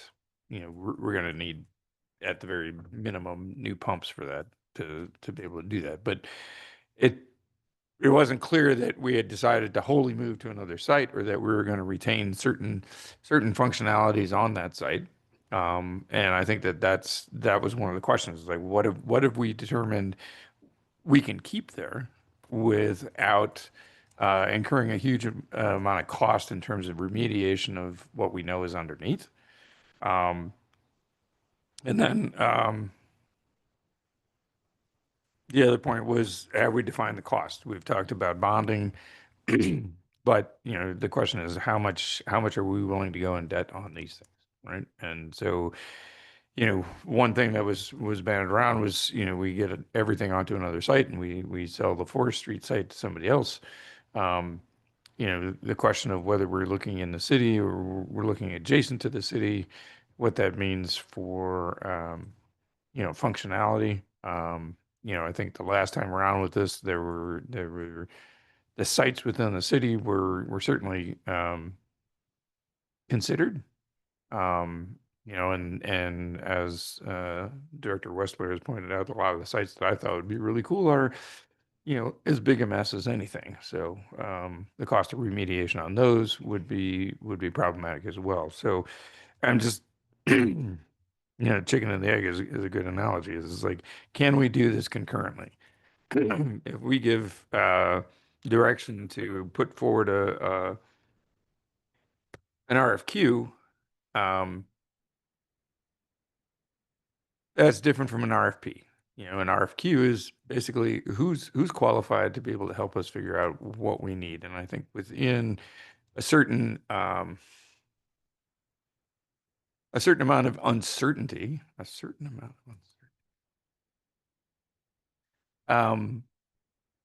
realtors can figure that out. You can assess the qualifications of a realtor without having them have a proposal.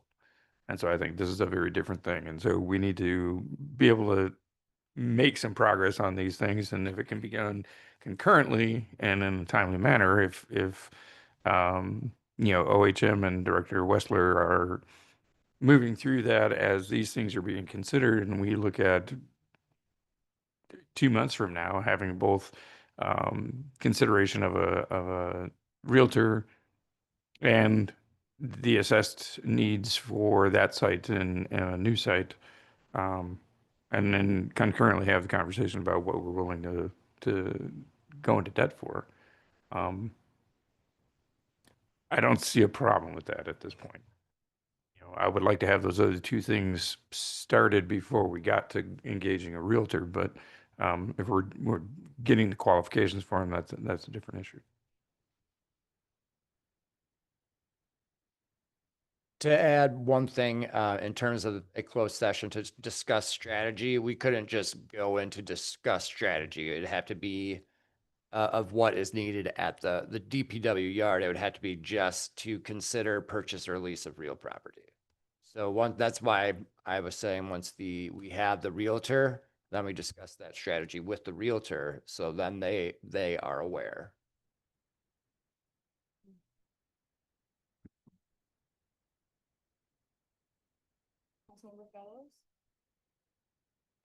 Um,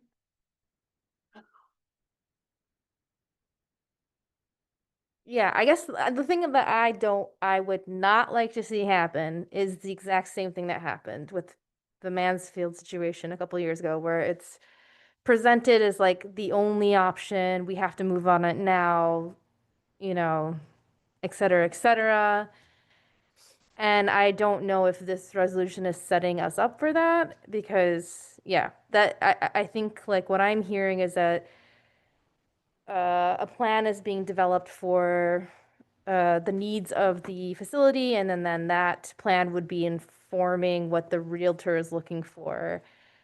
And that still feels like we don't get a lot of input into what actually what the plan is for the realtor to have. And so I would like for us to have more input in that part of this process, so that when something is presented to us, like there's already buy-in, there's already considerations of all the options. So it doesn't feel like you just got to pull on the trigger and that's it, because that's a lot of times how property sale goes. So I'm naming that. I support getting a realtor now or later, but I would not be supportive of a full, detailed plan of action before we have more input. Thank you. Mayor Pro Tem? I agree. I think having a time is of the essence. Getting this moving. Kent Early sitting here, he's going to be, and he and Rachel would be involved in this, and getting that going. I could see postponing this RFQ to get a timeline on what that looks like and what the proposal is for the cost. And I know part of that we'll have to have contingency plans for escalations in terms of bidding on properties. And so, but I also want to avoid, I spent a little time in real estate, and they like to move and like to argue that you got to do it now because it'll be gone tomorrow. But So I'd like to avoid that. And several of our constituents have voiced the opinion that there should be a citizen committee to help guide this process along. And so that's another question. So Councilmember King? I would just say I would be in agreement to postpone as well. Wait, so the, Councilmember Simmons? I'm sorry, No, I go just want to clarify. So the idea is to postpone this into our next meeting with the, with the hope that in the meantime, I mean, well, one, would there be action without council saying that there's action? Like, because is this supposed to be saying, okay, we want to see some action that will kick off a process? Or could we say that, because are you wanting to postpone it to have Bonnie and OHM to come up with the specs for what would go in the RFQ? Or what would be the postponing? What will we be waiting for, I guess? well, what's the information? Right. So what's the information that's going to the RFQ at this point? So there's been an assessment of the property that we have, but there were not a site plan, but just footprints of buildings and rearrangements and things like that. But it is not clear to me what could remain there and what would absolutely have to move. And if that's a phase thing, we leave certain functions there and we move the rest of them out at some point and then we sell that property, or, what that plan looks like. The question, yeah, I'm just confused in terms of, what are we gonna ask of these potential realtors?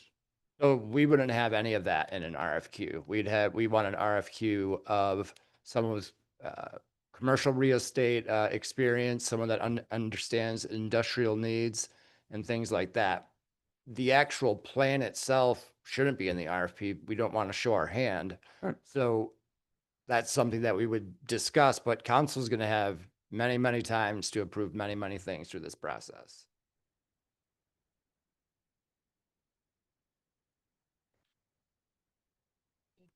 Further discussion? Oh, Councilmember Fellows? That's all I really needed to know. I mean, I was gonna suggest making an amendment here just to say direct city manager to create a RFQ or RFP pending further review of council for approval. But if you're saying this is just a very basic commercial real estate reach out and we will discuss it further, I'm comfortable with this as it is now. I'm not comfortable with moving forward with like, here's our whole plan. Yeah, I don't even think we have a whole plan yet. This is just, we want to engage with the realtor so we can discuss the plan with them when they're on and they can help us formulate a plan. And again, that would be something that we would discuss in a closed session with the realtor. That sounds good. All right, further discussion? Can we,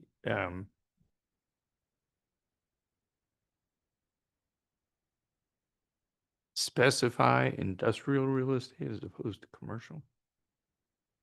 Sure. Is that Anybody want to make a language? Yeah. Yeah, just in a minute, So Oh, an for RFQ for an industrial. as real opposed to estate professional? there. right. Support. Did you make Is it, could it be a? is it I a- made the motion. So I move to amend this resolution. So 1, 2, 3, 4, 5. Now therefore be it resolved, first paragraph, that the word commercial is substituted with industrial. Support. been moved and supported? Discussion on the amendment? Are there, just for clarification, are there, are there those terms typically like interchangeable, or might somebody I just don't know, like, That's my question. how specific the designations would be, and or should we say commercial, like industrial, preference or something like that. Yeah, I'm not sure, but you know more. Yeah, I don't that you're know in. No, that no, you're in so on this. I'm not Used to going be to my know that. captain, But the too. reason I suggest that language is because there's a lot of commercial property Mhm. and there's a lot of commercial real estate agents who don't deal with these Mhm. kinds of sites. Mhm. And so I want somebody who specifically Mhm. has knowledge of these kinds of sites. Yeah. So Whether it's an industry Mhm. term or not, I want that to be the focus. Oh, okay. 'Cause that's what I was gonna ask. Is industrial a subset of commercial? Like, is that a real thing? Like, like a subset of commercial? I don't think you get a license in Okay.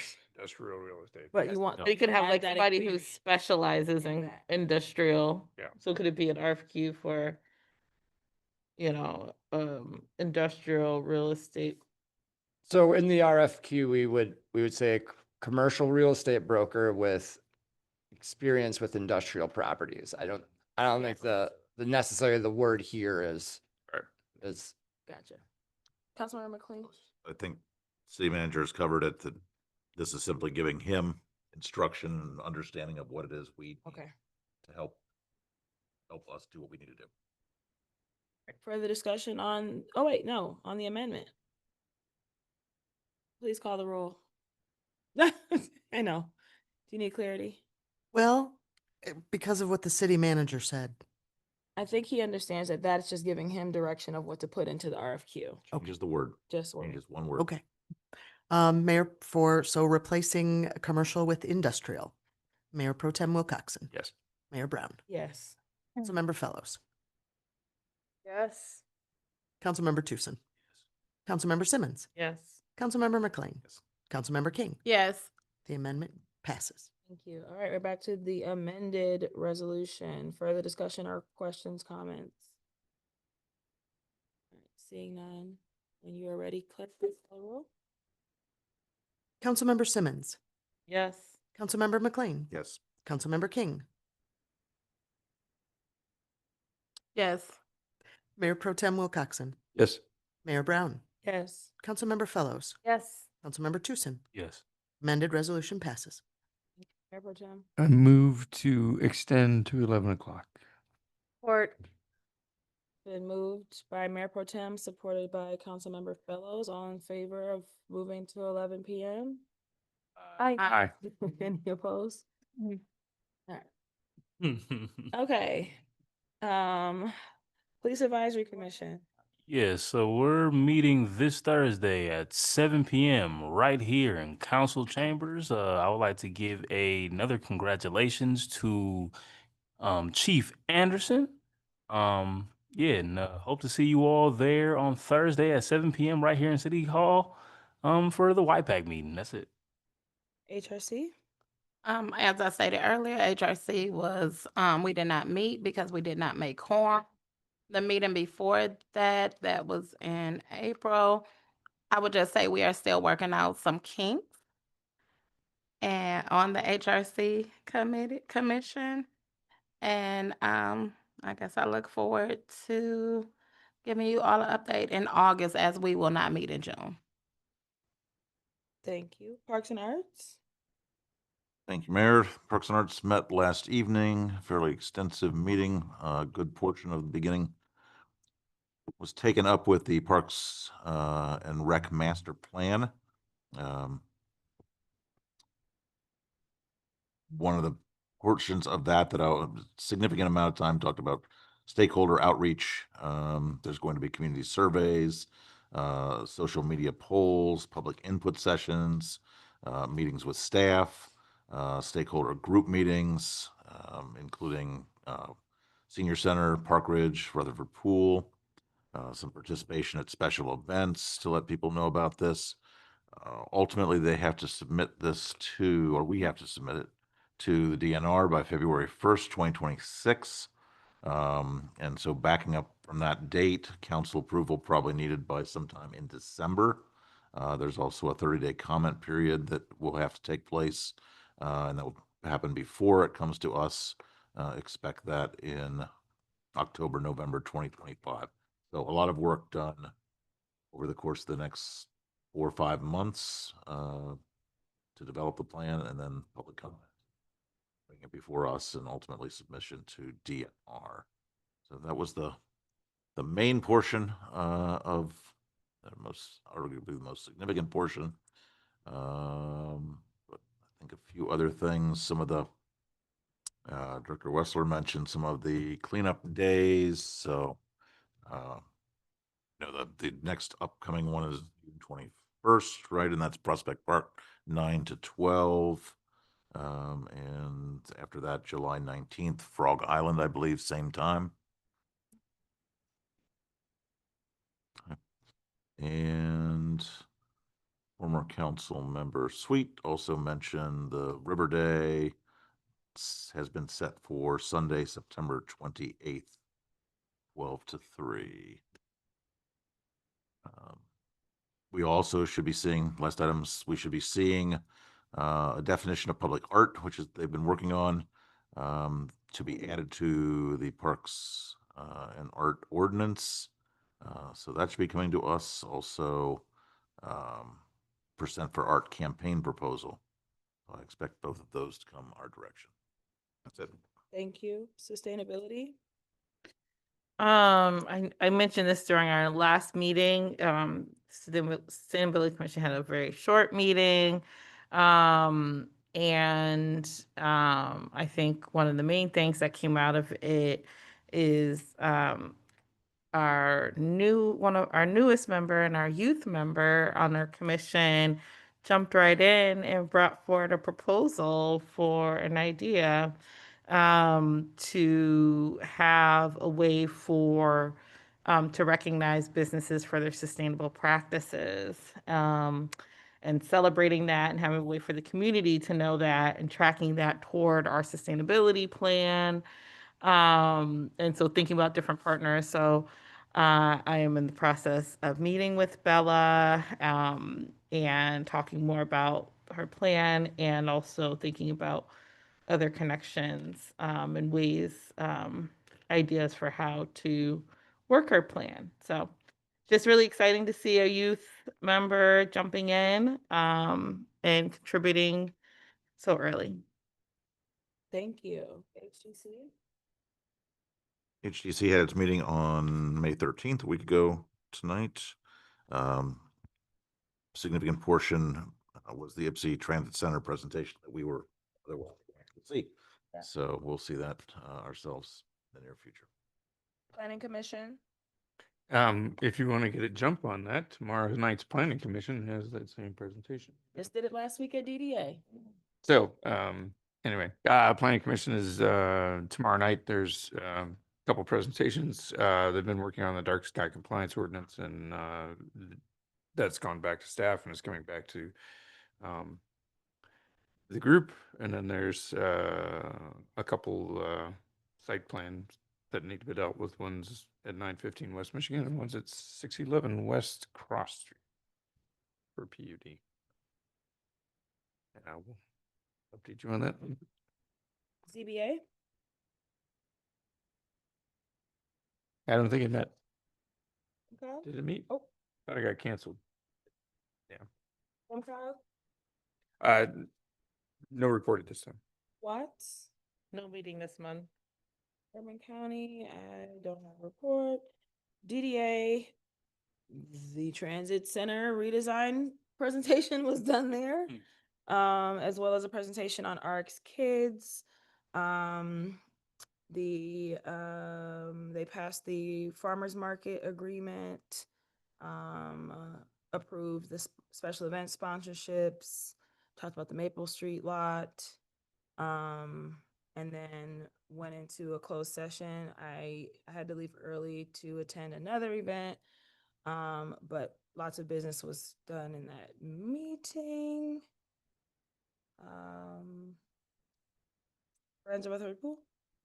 I wasn't able to make it to their last meeting, but I understand that they're having difficulties getting open by typical Memorial Day weekend. I'll talk with Jessica and find out what the details of that are. Closed business, Councilmember King.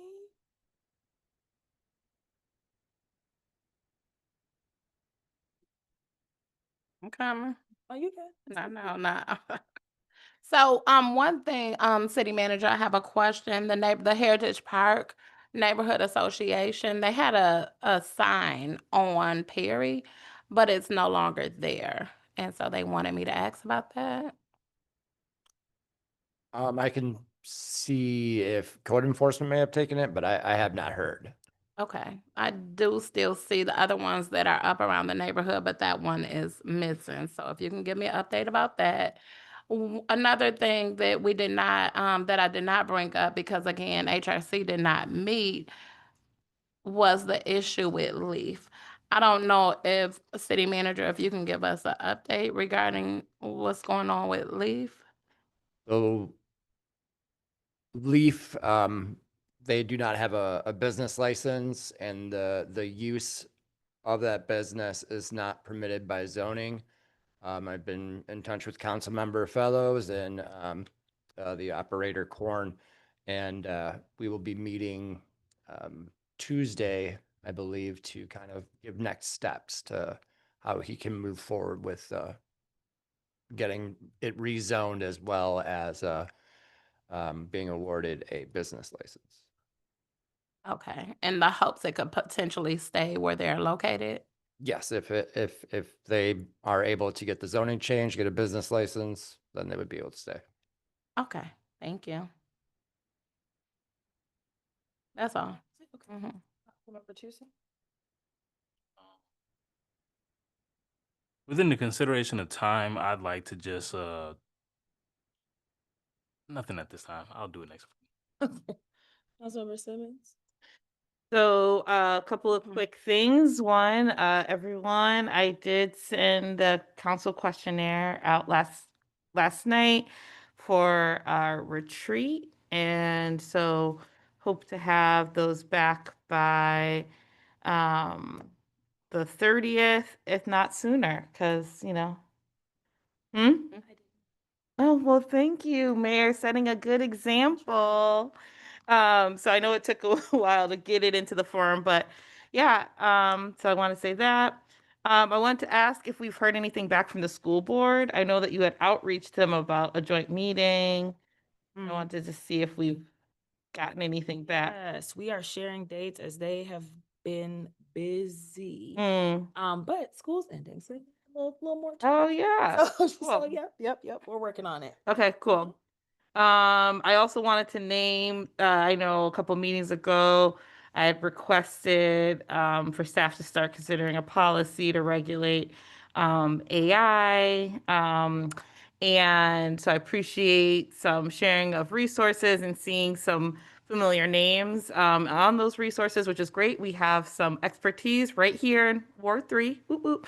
But I also want to just name that we know we're on the right track because federal legislators added an amendment to their budget to make it so that no jurisdiction could pass regulation for 10 years. So that's a question I have. I want to follow up with our attorney just to confirm and to think about what it is that we can do, or if this is, I don't know what.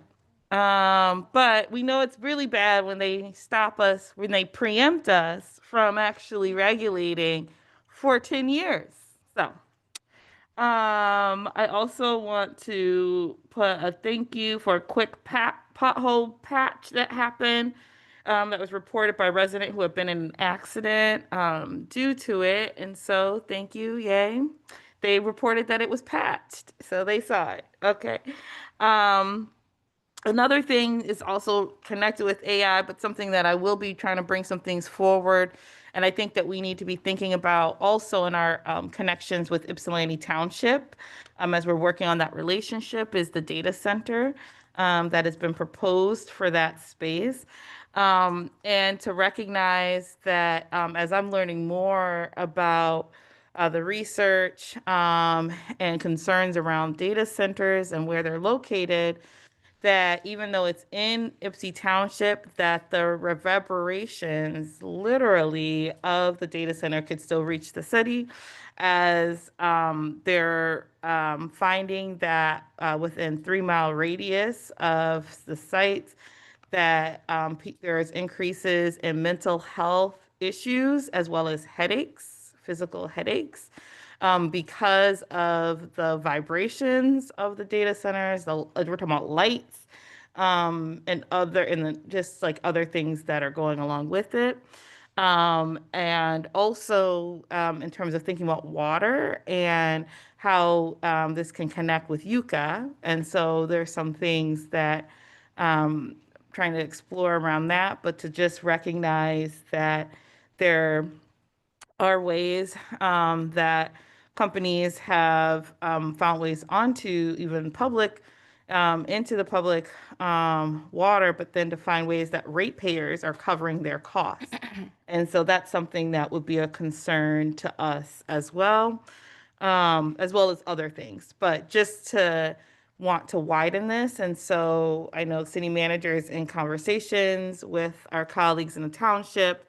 And so I would love for this to be added to that, and that this is something that we see as having some cross-jurisdictional impact.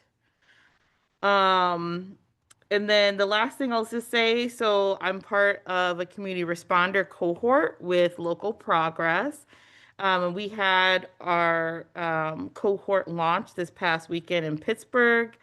The funds for all of us in the cohort, which included people from, I think it was 11 or 12 different states, were all provided by Local Progress, which is primarily funded through philanthropy and foundations.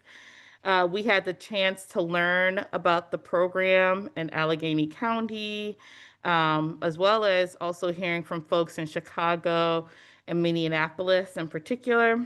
And we also had the opportunity to tour a dispatch center and discuss things to consider in that realm, which I found to be helpful in terms of different questions that have come forward here.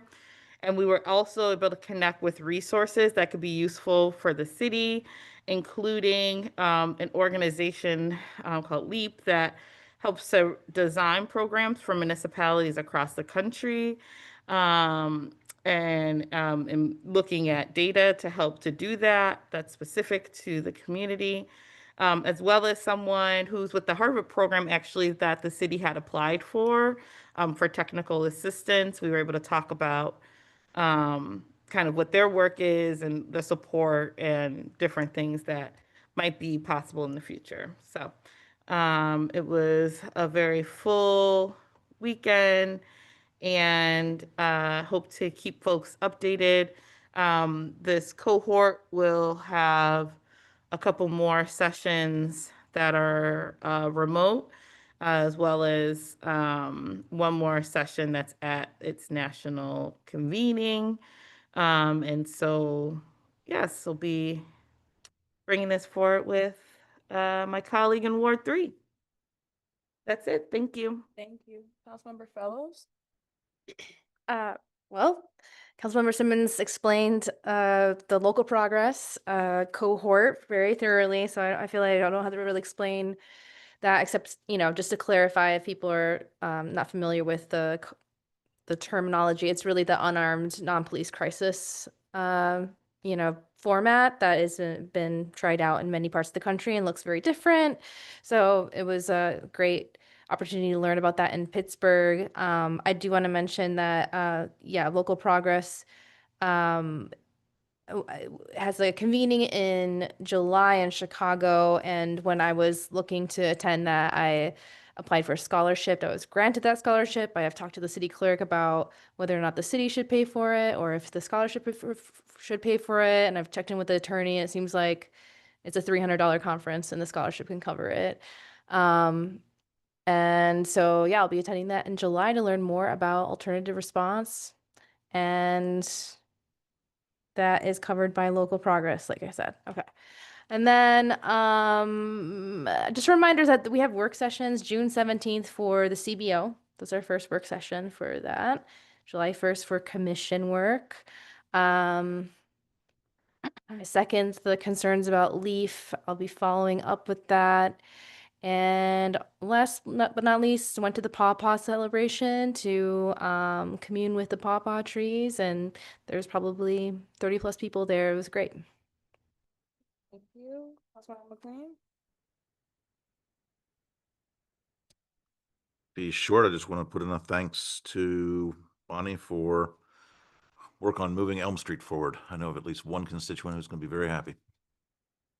Oh, I'm sure there are more, but I know there's at least one. One will be very, very Very happy. That's it for now. Okay. Mayor Pro Tem? Likewise, thanks for Elm Street. Couple things. Memorial Day procession. We've done this every year, and it seems like every year I or Andrew are scrambling for the wreaths that go on the grave. So I was wondering if there had been any discussion by staff about procuring those and taking that money out of council's budget. The only thing that I'm aware of is that we purchased flags for the Boy Scouts to put out at each grave, and those have been delivered to the cemetery. I didn't know anything about wreaths. I'm sorry. Okay. You can go get a wreath. Historically, there's two because there's Two? two different memorials that we do, and I'm just checking because it never happened, so we can figure that out between us. We can add that to the flags for next year. So I invite other council members to participate in that. I do 11. Yeah. The other thing is, there's been a couple of meetings about the dam. I don't know if I reported on the first meeting with GEI, who is taking over the project. Janine is an amazing project manager. And so we had a small group meeting about a month ago. And then this past week, we attended, we being Katie Jones and Andrew and I, of a larger meeting that includes state and federal agencies. Eagle, DNR wasn't present at this meeting, but there were other, Fish and Wildlife Service representatives and lots of folks from Eagle. And so that conversation is about, going forward, we're at the 30% engineering stage and moving forward to the 60%. And mostly they were fine. So this was presentations from both GEI and from Brendan. I forgot Brendan's agency, but about sediment testing and what's going to happen going forward. There will be some limited testing of sediments. And the biggest issue seemed to be, the mussel survey has taken place. There's no species of state or federal interest in that impoundment. And so the relocation is a simple relocation. And they will take that forward into the future permits and things like that we don't really need to be addressing that. So that's kind of a relief. And then, Eagle had questions, but they were pretty innocuous, and the only thing was a difference in testing as this goes forward in terms of there were hotspots that were identified, but depending on how we deal with those and where we put sediments, their concern is human exposure after the fact, and so they were proposing a different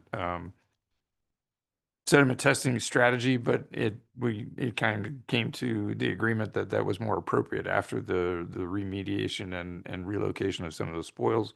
So all in all, there weren't any major concerns at this point with going forward to the 60%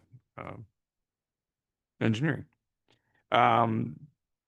Met with there are regular meetings of the College Heights Neighborhood Association have been meeting for the last few weeks, and there's much more interest in that. Part of the meeting is purely social and getting together and talking about the garage sale and things like that. And the other part is political conversations in terms of how the neighborhood can come together to take action regarding the craziness that we find ourselves in at this point. So those happen usually on Sunday afternoons at 3:00.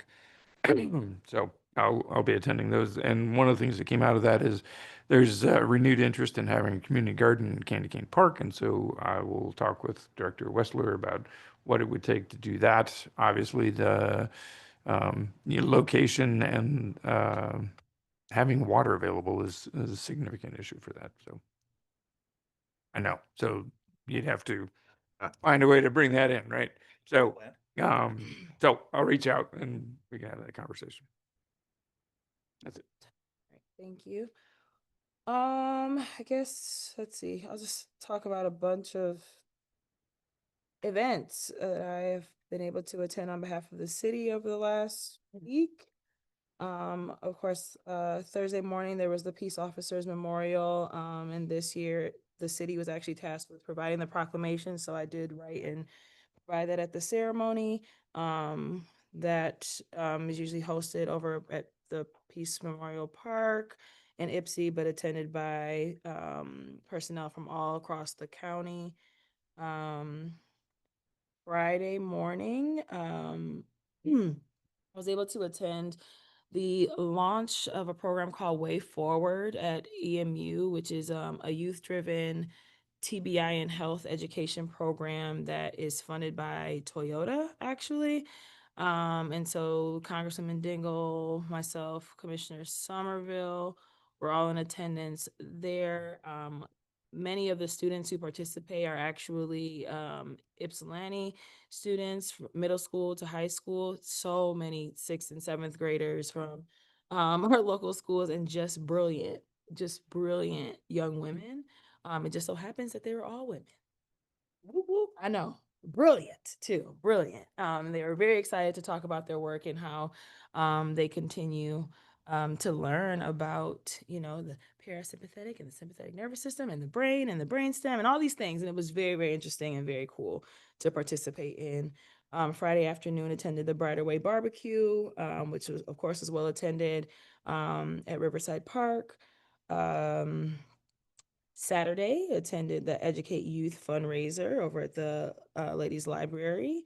Got to listen to young folks share words of wisdom and poetry, and just, again, just the importance of the spoken word and writing, and literacy actually was threaded throughout that as well. And so I had a really good time there. A fellow council member McLean was there. Member Tim Wilcoxon was also in attendance. And then on Sunday, of course, the Diversity Day over at WCC, kicking off the summer's long stay of the, it's called, I just lost the word. Banners. The banners, thank you. And that was really exciting, and with all the vendors, but specifically the diverse performances that were there, and the amount of young people who got to experience things they have never seen before. They were just in awe, and it was really great. Again, lifting diversity in our community. And then also just adding, and city manager and I were talking about this before the meeting, but the MIHQ grand opening is Thursday. And did folks get an invitation? But if you did not, I will share mine so that you can be there. Okay. All right. So I will share that, but that is this Thursday in the early mid-afternoon. And they will be providing tours of MIHQ. Okay. So I will forward mine to you all. You said early afternoon. What time is that I at? think it's at 2 p.m. Okay. No, I know I didn't get it either. Why isn't it's not showing on my city calendar? I don't know. I always have to go to my phone to see these, but it's at 3 o'clock. 3 o'clock actually. But I'll forward it out. Maybe we weren't invited. You were. That's all I got, city manager. I just have one thing. We did have our communications person start today. JD Brown, and he already has a lot of great ideas for how we'll connect with the community. We also had our events and facilities manager start today. I have not had a chance to actually meet her yet, but she's been with DPW and then Wendy at the police department getting acclimated. That's all I have. City Clerk, you have anything? I just wanted to let you know that the deputy clerk, Lori, will be clerking your next meeting on June 3rd because I will be at training in a conference.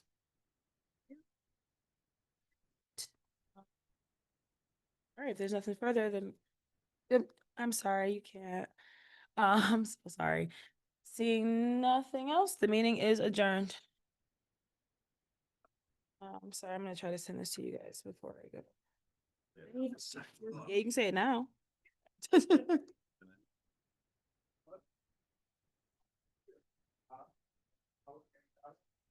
Beginning.